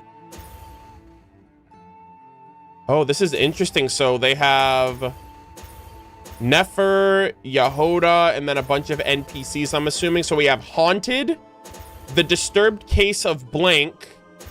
Oh, this is Haunted Blank, the Disturbance Case of Blank. Obviously, Yehoda, the Man Who Blank, the Vanishing Blank, and the Suspicious Blank. Oh, okay. So we need all intel to access Nefer.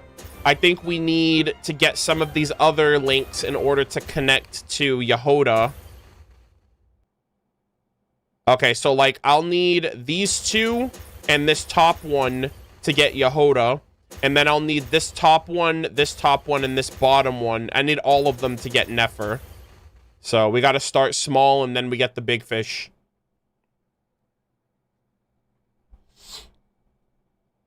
All right. I'm going to start with this bottom one here. The Suspicious Blank. Yeah, we'll do this one. Oh. Okay, cool. There's like a little prompt here. The Suspicious Hermit. On the northern Lempo Isle, east of the Nothing Passage, lived a hermit named Derwent, who regularly visited friends in Nashatown. Recently, however, not only has he stopped going to Nashatown, he also has refused all visiting guests. The recluse appears to have undergone significant changes in both appearance and habit. There is, however, another notable detail. A traveling merchant claims that their associate, who regularly delivers goods to the hermit, has gone missing after their last visit. To uncover the truth, a direct visit may be the best approach. Oh dear. And it's by Nothing Passage. That cannot be good, gamers. Okay.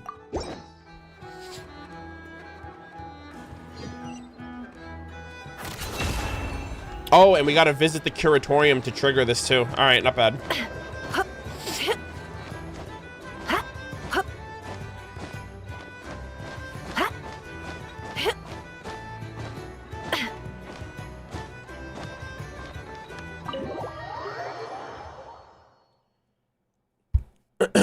Oh, instant.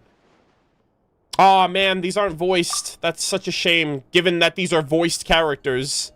So, this time we're investigating a suspicious hermit? Aren't hermits all suspicious by nature?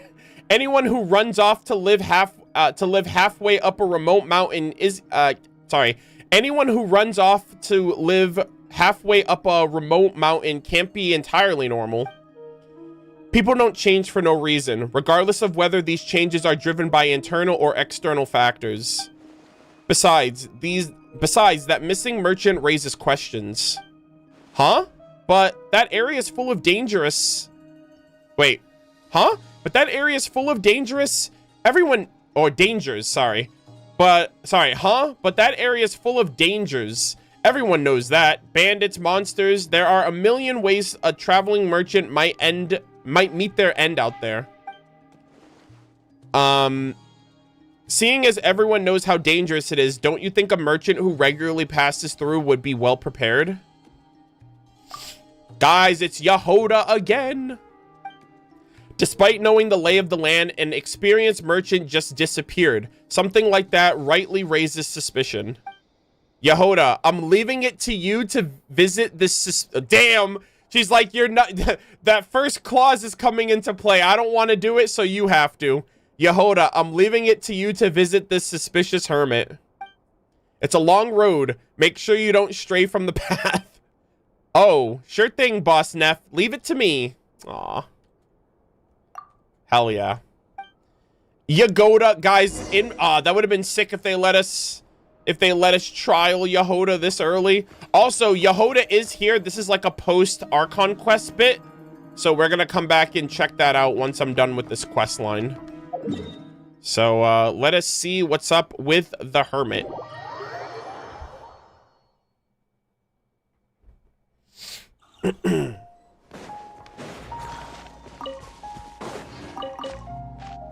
Okay.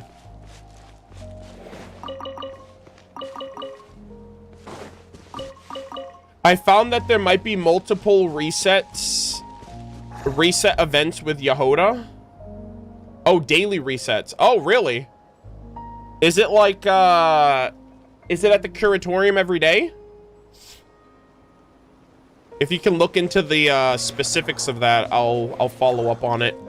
Yeah, just let me know how many there are, and like where I'm supposed to be if they're at different locations, and I'll be sure to do that.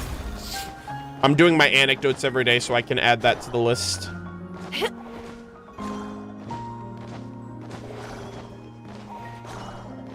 All right, thank you. I appreciate it. All right.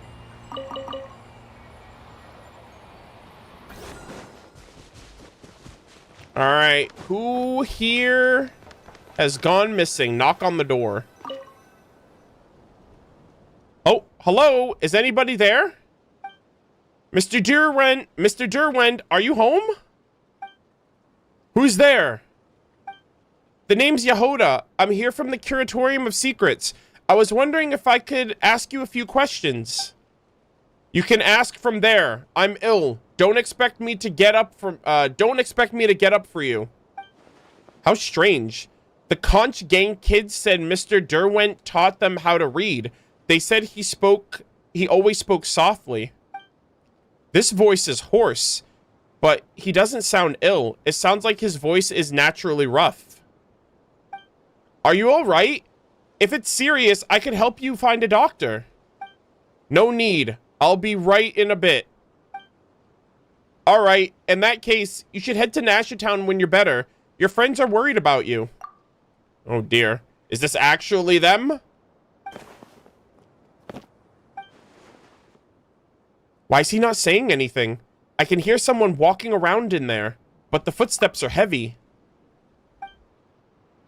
Have you not been outside much? Recently? I've been cultivating myself. What the hell? Yeah, word on the street is that you've recently been a bit of a... I'm sorry. Yeah, word on the street is that you've recently had a bit of a makeover. Someone was saying that they couldn't believe how strong you look. They said you used to look so thin. Okay, this bird is distracting me. They're like sliding down over here. They said that you used to look so thin when you were wearing robes.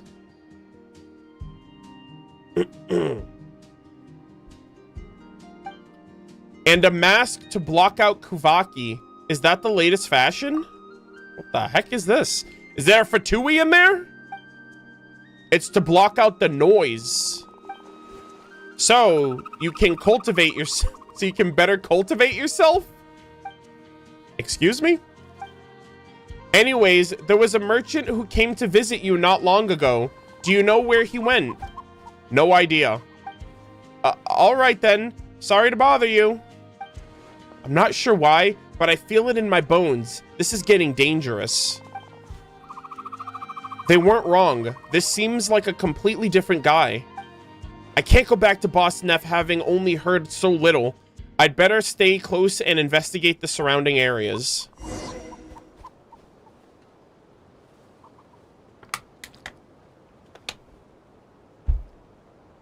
Okay, this is a little sus. Well, we gotta do our sleuthing. Investigate. Whoa, I'm actually Yehoda! Oh, that's awesome. Like, usually it transitions me to the Traveler, but I'm, like, transitioned into Yehoda now. This is really cool. Oh, God! I'm getting frame drops, guys. I apologize. Give me 1 second.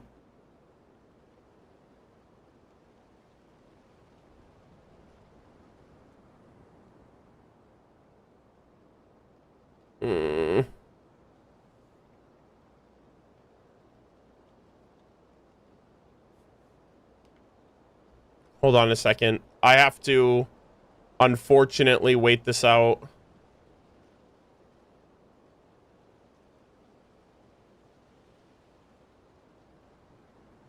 Yeah, I don't know why my internet's acting up. I mean, it's probably like high like traffic this time. I usually don't stream this late, but I guess there's just general congestion. It was acting up around this time yesterday too.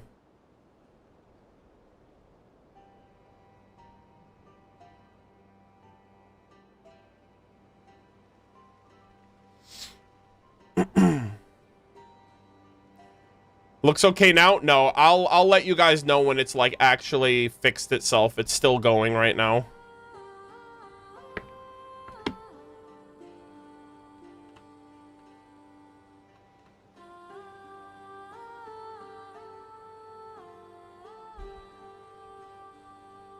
Oh, this is so unfortunate, man.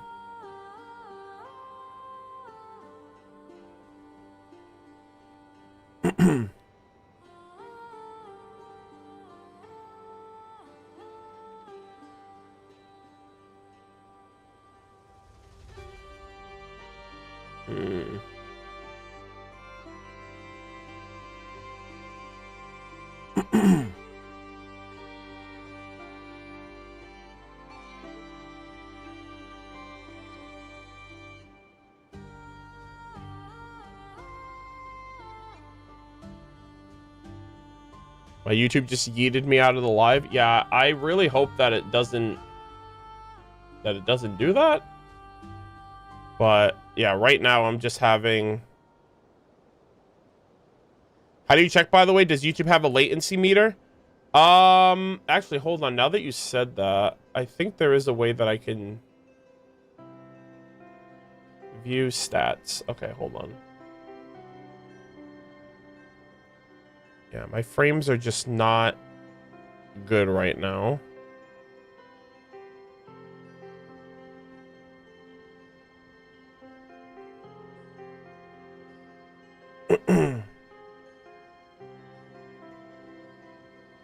Yeah, I do have a dropped frames counter. That's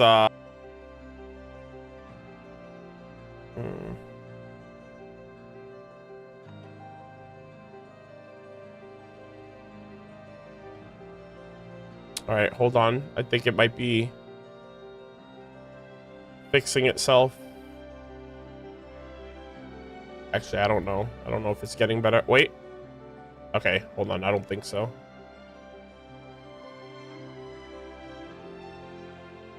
Oh. Hold on. Hold on. Okay, I think we're stabilized. I think we're good now.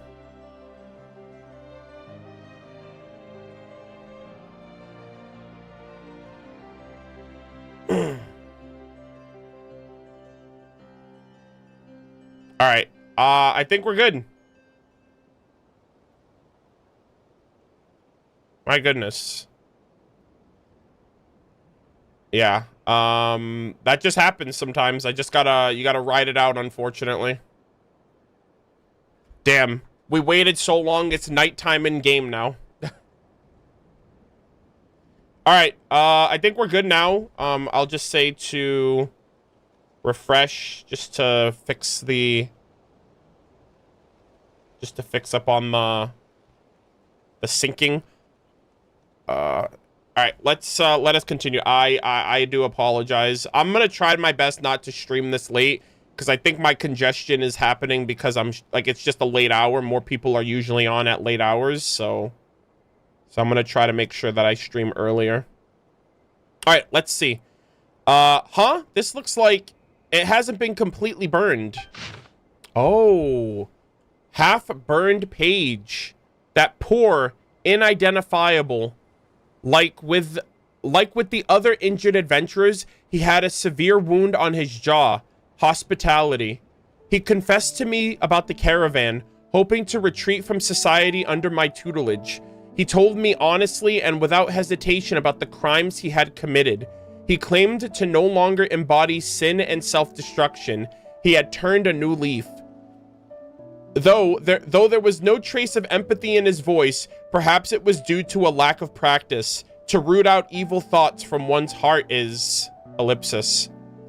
No matter the mistakes one has made, shaped by the malice of fate, everyone deserves the chance to choose the path of good. No one is born to commit evil, and it is forgiveness, understanding, and love that truly heals the soul. The beliefs in an eye for an eye will only leave the world bloodied and blind. I'd heard Mr. Derwent would take in injured adventurers. It seems to have happened recently. Why would he try to burn these? Oh no. Did he take somebody in and that person, like, deceived him or something? Yeah, I also want to go on the record saying I read that and I immediately thought of the Act 4 Archon Quest. I was like, holy shit, holy parallel. I was like, yeah, you don't just get absolved because, you're no longer doing bad. It's through understanding, oh god, did I stray too far? God. I don't know if I strayed too far. Okay, never mind. Oh. It's about time I left the hermit's hut. Hold on. The door is locked tight and no sound can be heard. Oh dear. Wow, that's it? So what, did the guy get like, did the merchant get killed and replaced with some guy who's just living in his house?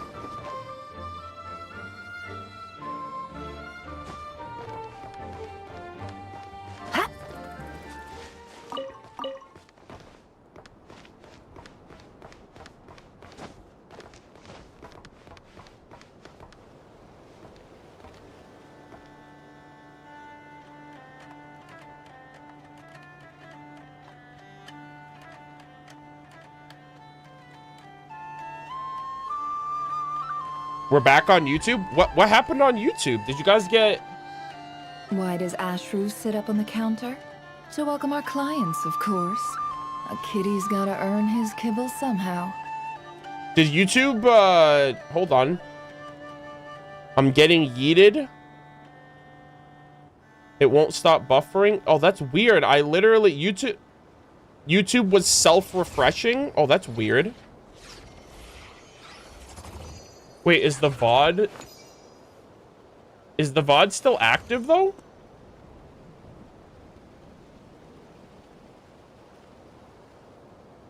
Yeah, my VOD's fine.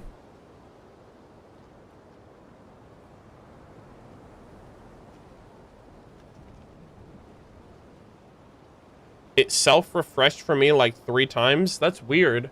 Yeah, my stuff has been fine on Twitch. So I figured that it stabilized on YouTube as well. Hold on.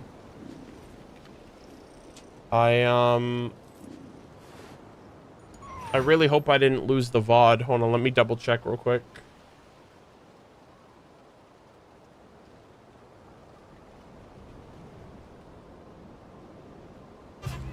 Don't trust your eyes uncritically. Okay, my VOD is People still only up. see I what they guess want it's to. So don't be your own fool. No, this is still the same VOD. I guess the self-refreshing was YouTube, like, acting up. Wait, hold on a second.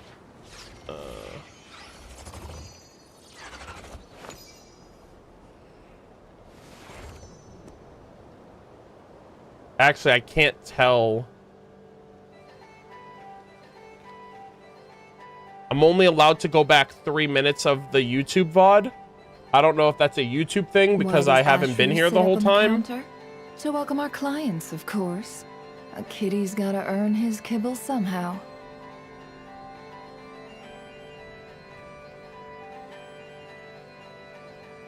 Yeah, that's a little odd. Hold on, let me double check. Yeah, this says that it's the same VOD. The YouTube VOD should be fine after the stream is over, but it's fucked for live rewind. Yeah, that's a little odd. Apologies. Apologies across the board. YouTube's having a little bit of issues. Yeah. Yeah, unfortunately, the live rewind, I think, is a little scuffed at the moment, so we're just gonna have to hope that the VOD is fixed once this is all said and done. Yeah, this is very interesting. Yeah, and I guess the quest gives you a little bit of Mora and some EXP books. Nothing that I think anyone would really complain about, given the fact that you don't get primos for this. You get 3 EXP books and some Mora. The door is locked tight and no one can be heard. Yeah, that was a little odd. I did make sure to, like, screenshot that note. So I'm sure this is gonna be all interconnected with Nefer by the end, just because, like, there was that thread line with all the other NPCs. Add Astra. So yeah, with this right here. So I do have 1 left over. So we'll have 2, 3, 4. So all of these seemingly are connected. So that's actually, this is probably the vanishing, like, I don't know what that long list is, but this is the Suspicious Hermit. And, you know, it seems like all of this is gonna amalgamate into, like, this bigger quest. And yeah, the intel resets every month, or the NPCs reset every Monday. So every Monday I'll be able to scan, and then I have that week to follow up on the quest.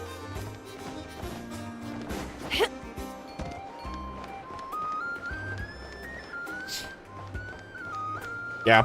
So I'm definitely going to follow up on these quests. I might actually, when this goes up on YouTube, I might just amalgamate all of this into one video, just because these are all going to be scattered when I'm initially doing them. So they'll probably exist on the VODs as they are, but then when it goes up on the main channel edited, I'm probably just going to snap all of these together, and these will all kind of be their own little, it'll be like one complete video. But yeah. All right, and then I think lastly, we're gonna check back on the Curatorium of Secrets now, just because there is some, I think there are some, like, exclusive little bits that I can get there now that I have Nefer, and there's some extra interactions in there in, like, Nefer's little secret room and the Ashru bulletin board and stuff like that. So there's some extra add-ins to this too. All right, so Yagoda. I think this is an interaction for the Archon Quest. Boss Neff will be okay, right? I know she won't try. I know she wants me to stay at my post, but screw it. I'll knock out early and see how she. Sorry, screw it. I'll knock off early and see how she is. If she's still not feeling well, I might have to go ask Lauma to have a look at her. Aw. So she's just worried for Nefer after, like, her whole eye situation. Also, check the message board. This is the Curatorium of Secrets message board. If you have any feedback or suggestions regarding a commission, please leave a note. Oh my god. Look at Yehoda, man. Ah, she is literally the star of Nod Cry. I swear to God. You know what this reminds me of? This reminds me of the Internaut in Zenless Zone Zero, like the little... I actually wish the message boards looked like this, the ones that you read like outside, like the ones for each nation. They're just like a bunch of text. These seem to be a little bit more like personable, which is awesome. But yeah, this reminds me of Internaut from ZZZ. Curatorium of Secrets receptionist. An employee of the Curatorium of Secrets, Yehoda. If you have a commission that needs dealing with, please direct your requests to her. Hintsa. Actually, I'm going to get a screenshot of all of this too. This is all very valuable information. All right, we have Hintsa. Thank you for helping. I found the right parts. Now I can ask Miss Aino to teach me more about machines. Flynn's. I've received the herbs as requested. Miss Yehoda is as efficient as ever. Well deserving of her reputation as the most reliable employee at the curatorium. I know. I'm here to order parts for Nefer, but since I've already received the parts in advance, I'm really here to pet Ashru instead. And Hedvika. Wow, Liwe's fishing gear sure lives up to its reputation. Thanks for helping, Miss Yehoda. Next time I catch a big one, I'll definitely bring it over. Yeah, this is really cool. I really like these. Hold on, let me do these change up? I don't know if they change up by the day or by... Oh! They're like constantly rotating. Kirara! Shout out to Miss Yehoda for helping her with the short... Wait, shout out to Miss Yehoda for helping me with the shortcut. If it weren't for her, I would have been late for my 2 deliveries. The way she moves up on those mountains is even faster than me. She's incredible. Guys, Yagoda is doing the most, and she's replying to them too. Take it easy, Miss Courier.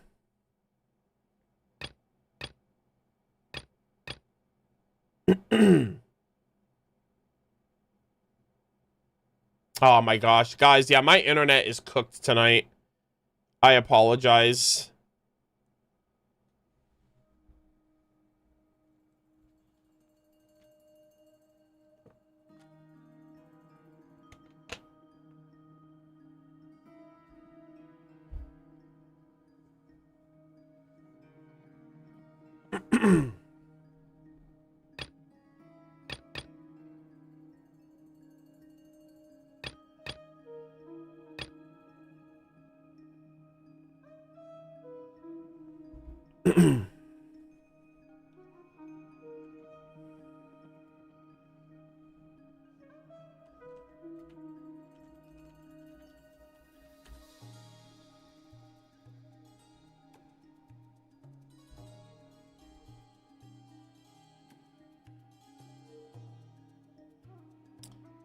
All right, I just gotta be patient.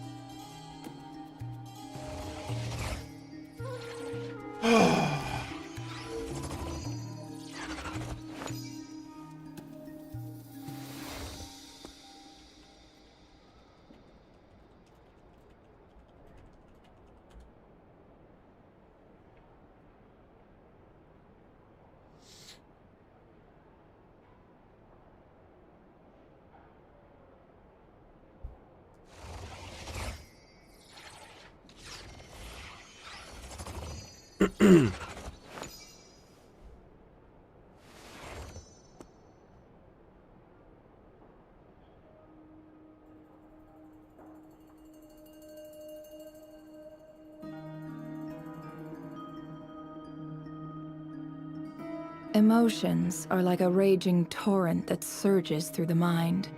More often than not, if you try to hold them back, you'll be swept away by their unstoppable force. And if you try to ignore them entirely, you'll end up tearing yourself to pieces. All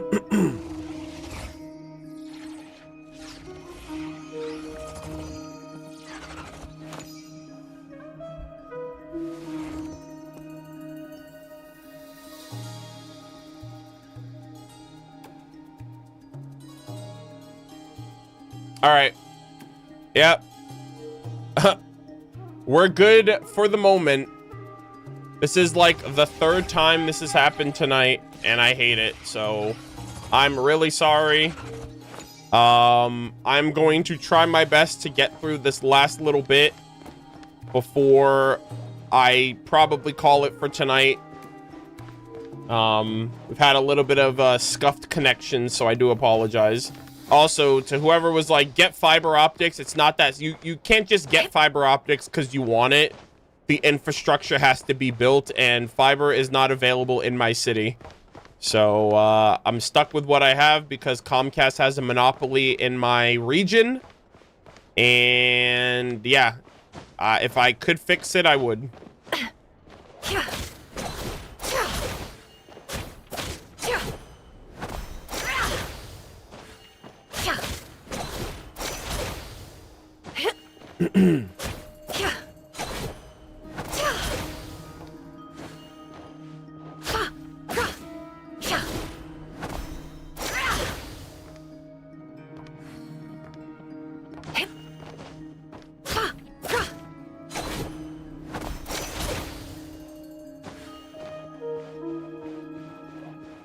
Yeah. All right. I do want to check out this last little bit. Actually, so really quick, I just want to say again, I think this bulletin board's adorable and it refreshes every time. So there's actually some really cool, like, these are like the 5-star reviews of the Curatorium of Secrets. And there's even one with Dory and where Nefer's responding. So these are really cute. I like this. So shout out to the ladies here. That is awesome. And yeah, this is the extra room that you get after Act 4, I believe. Letter, view letter. They appear to be letters that were sent to the Curatorium of Secrets. There are letters that require Nefer's attention. Yeah, so this is like you need Nefer, I think, specifically to interact with this. Seems like another matter for me to attend to. Seems like there's another matter for me to attend to. Read. Did you find it did you find something, Ashru? Huh. So you went outside gallivanting with Yehuda again yesterday. You didn't close the window properly when you got back. Uh-oh. At least she didn't make a scene this time. It looks like she's starting to learn.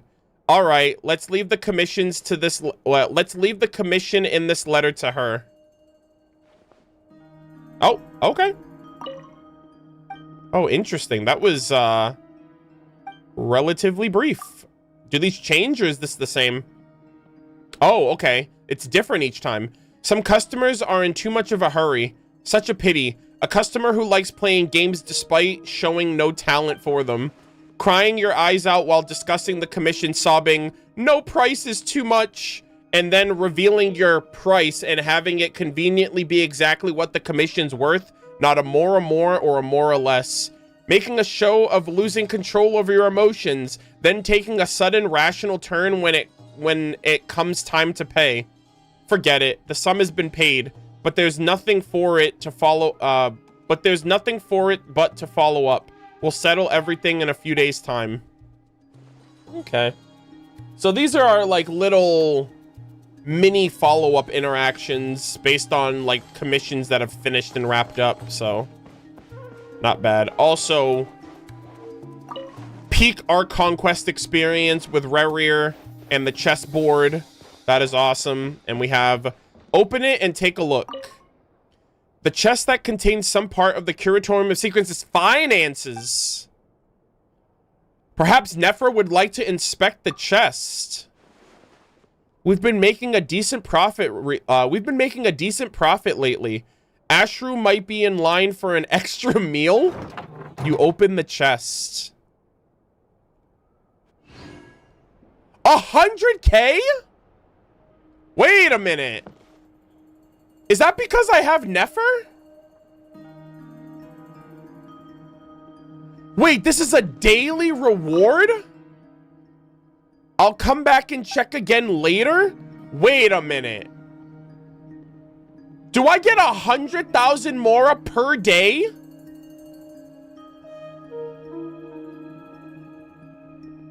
Why does Ashru sit up on the counter? Wait, surely. My clients, of course. A kitty's gotta earn his kibble Surely it's somehow. not a daily thing. Surely there's a cap to that. But that's kind of crazy. I mean, 100K is not, I mean, that's not really getting you far, but if that's like an infinite, like, hey, is because you pulled Nefer, you have an infinite 100,000 more income. I can't imagine that's permanent, though. That would be kind of busted.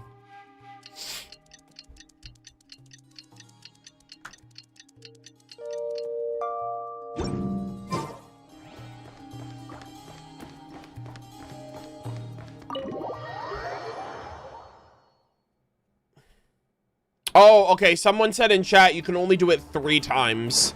All right, so they basically gave you 300K Mora for having Nefer. I guess that's a little... It's for the immersion, I'm sure. The girl boss has to have her finances, gamers. But, yeah, that's interesting. That's certainly a little perk if you're, like, dying to get some Mora. But, I mean, I'm over here sitting on 40 million, so that's just, like, that's like a drop in the... I'm at 41 million Mora right now. So that's kind of a drop in the bucket for me.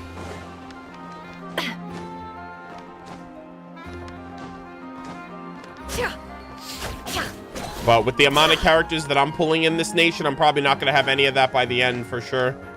But, yeah, guys, that's pretty much everything I wanted to cover for today. I know it's a relatively short stream. I actually think a 4-hour stream is pretty much the sweet spot, I think, for what I wanted. And to be quite honest with you, I think this is a good time for me to bow out because I've been having some internet spikes that have been kind of disrupting the flow in the last, like, 20 minutes or so. But, I hope you guys enjoyed yourselves. I hope you guys had fun. I am going to be taking the next couple of days off. I'm like, I took it easy today because, like, honestly, I'm still a little fatigued from the Archon Quest yesterday. And I still want people to take their time watching it. The little conversation that I had about Rerir and the Archon Quest and all of that stuff, I'm probably going to edit that and upload it to the main channel tomorrow.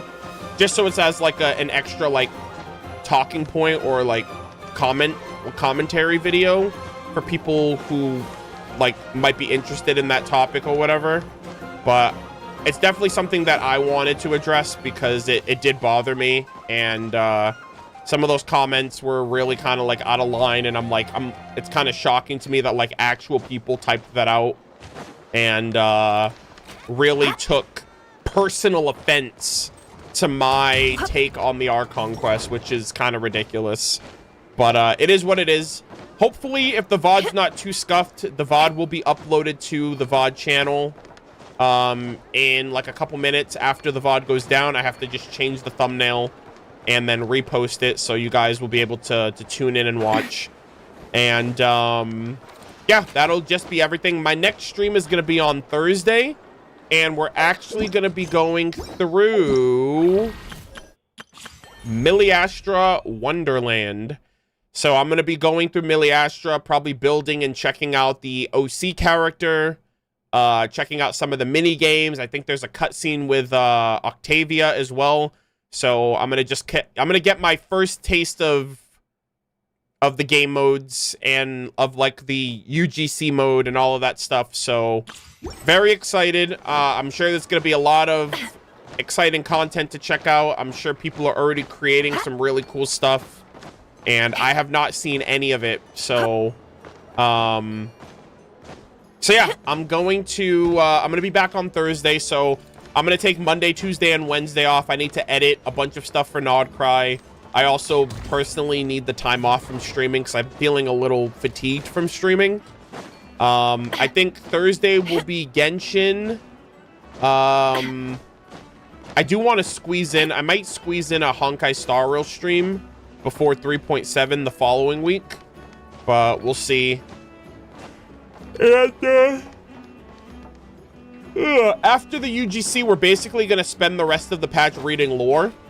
I also, the only other content after that is going to be the Sumeru, like, Layla event. And then that's it. That's pretty much all we have to look forward to for streaming content for Genshin, which is good because I could use the extra time to, like, edit and catch up on the playthrough series and everything else.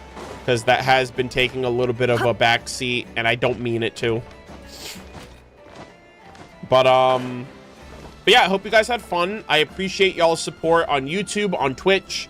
Appreciate the viewership. Appreciate everyone that followed and subscribed to the channels. If you guys missed out, the VOD should be up in a little bit. And I posted a 9.5-hour Archon Quest, so if you guys haven't checked that out, you guys can check that out. But that is going to do it for me. I am ending now because my internet is literally crashing. I will see you guys later. Bye-bye. Bye. Bye, guys. I will see you guys in the next stream. Bye-bye.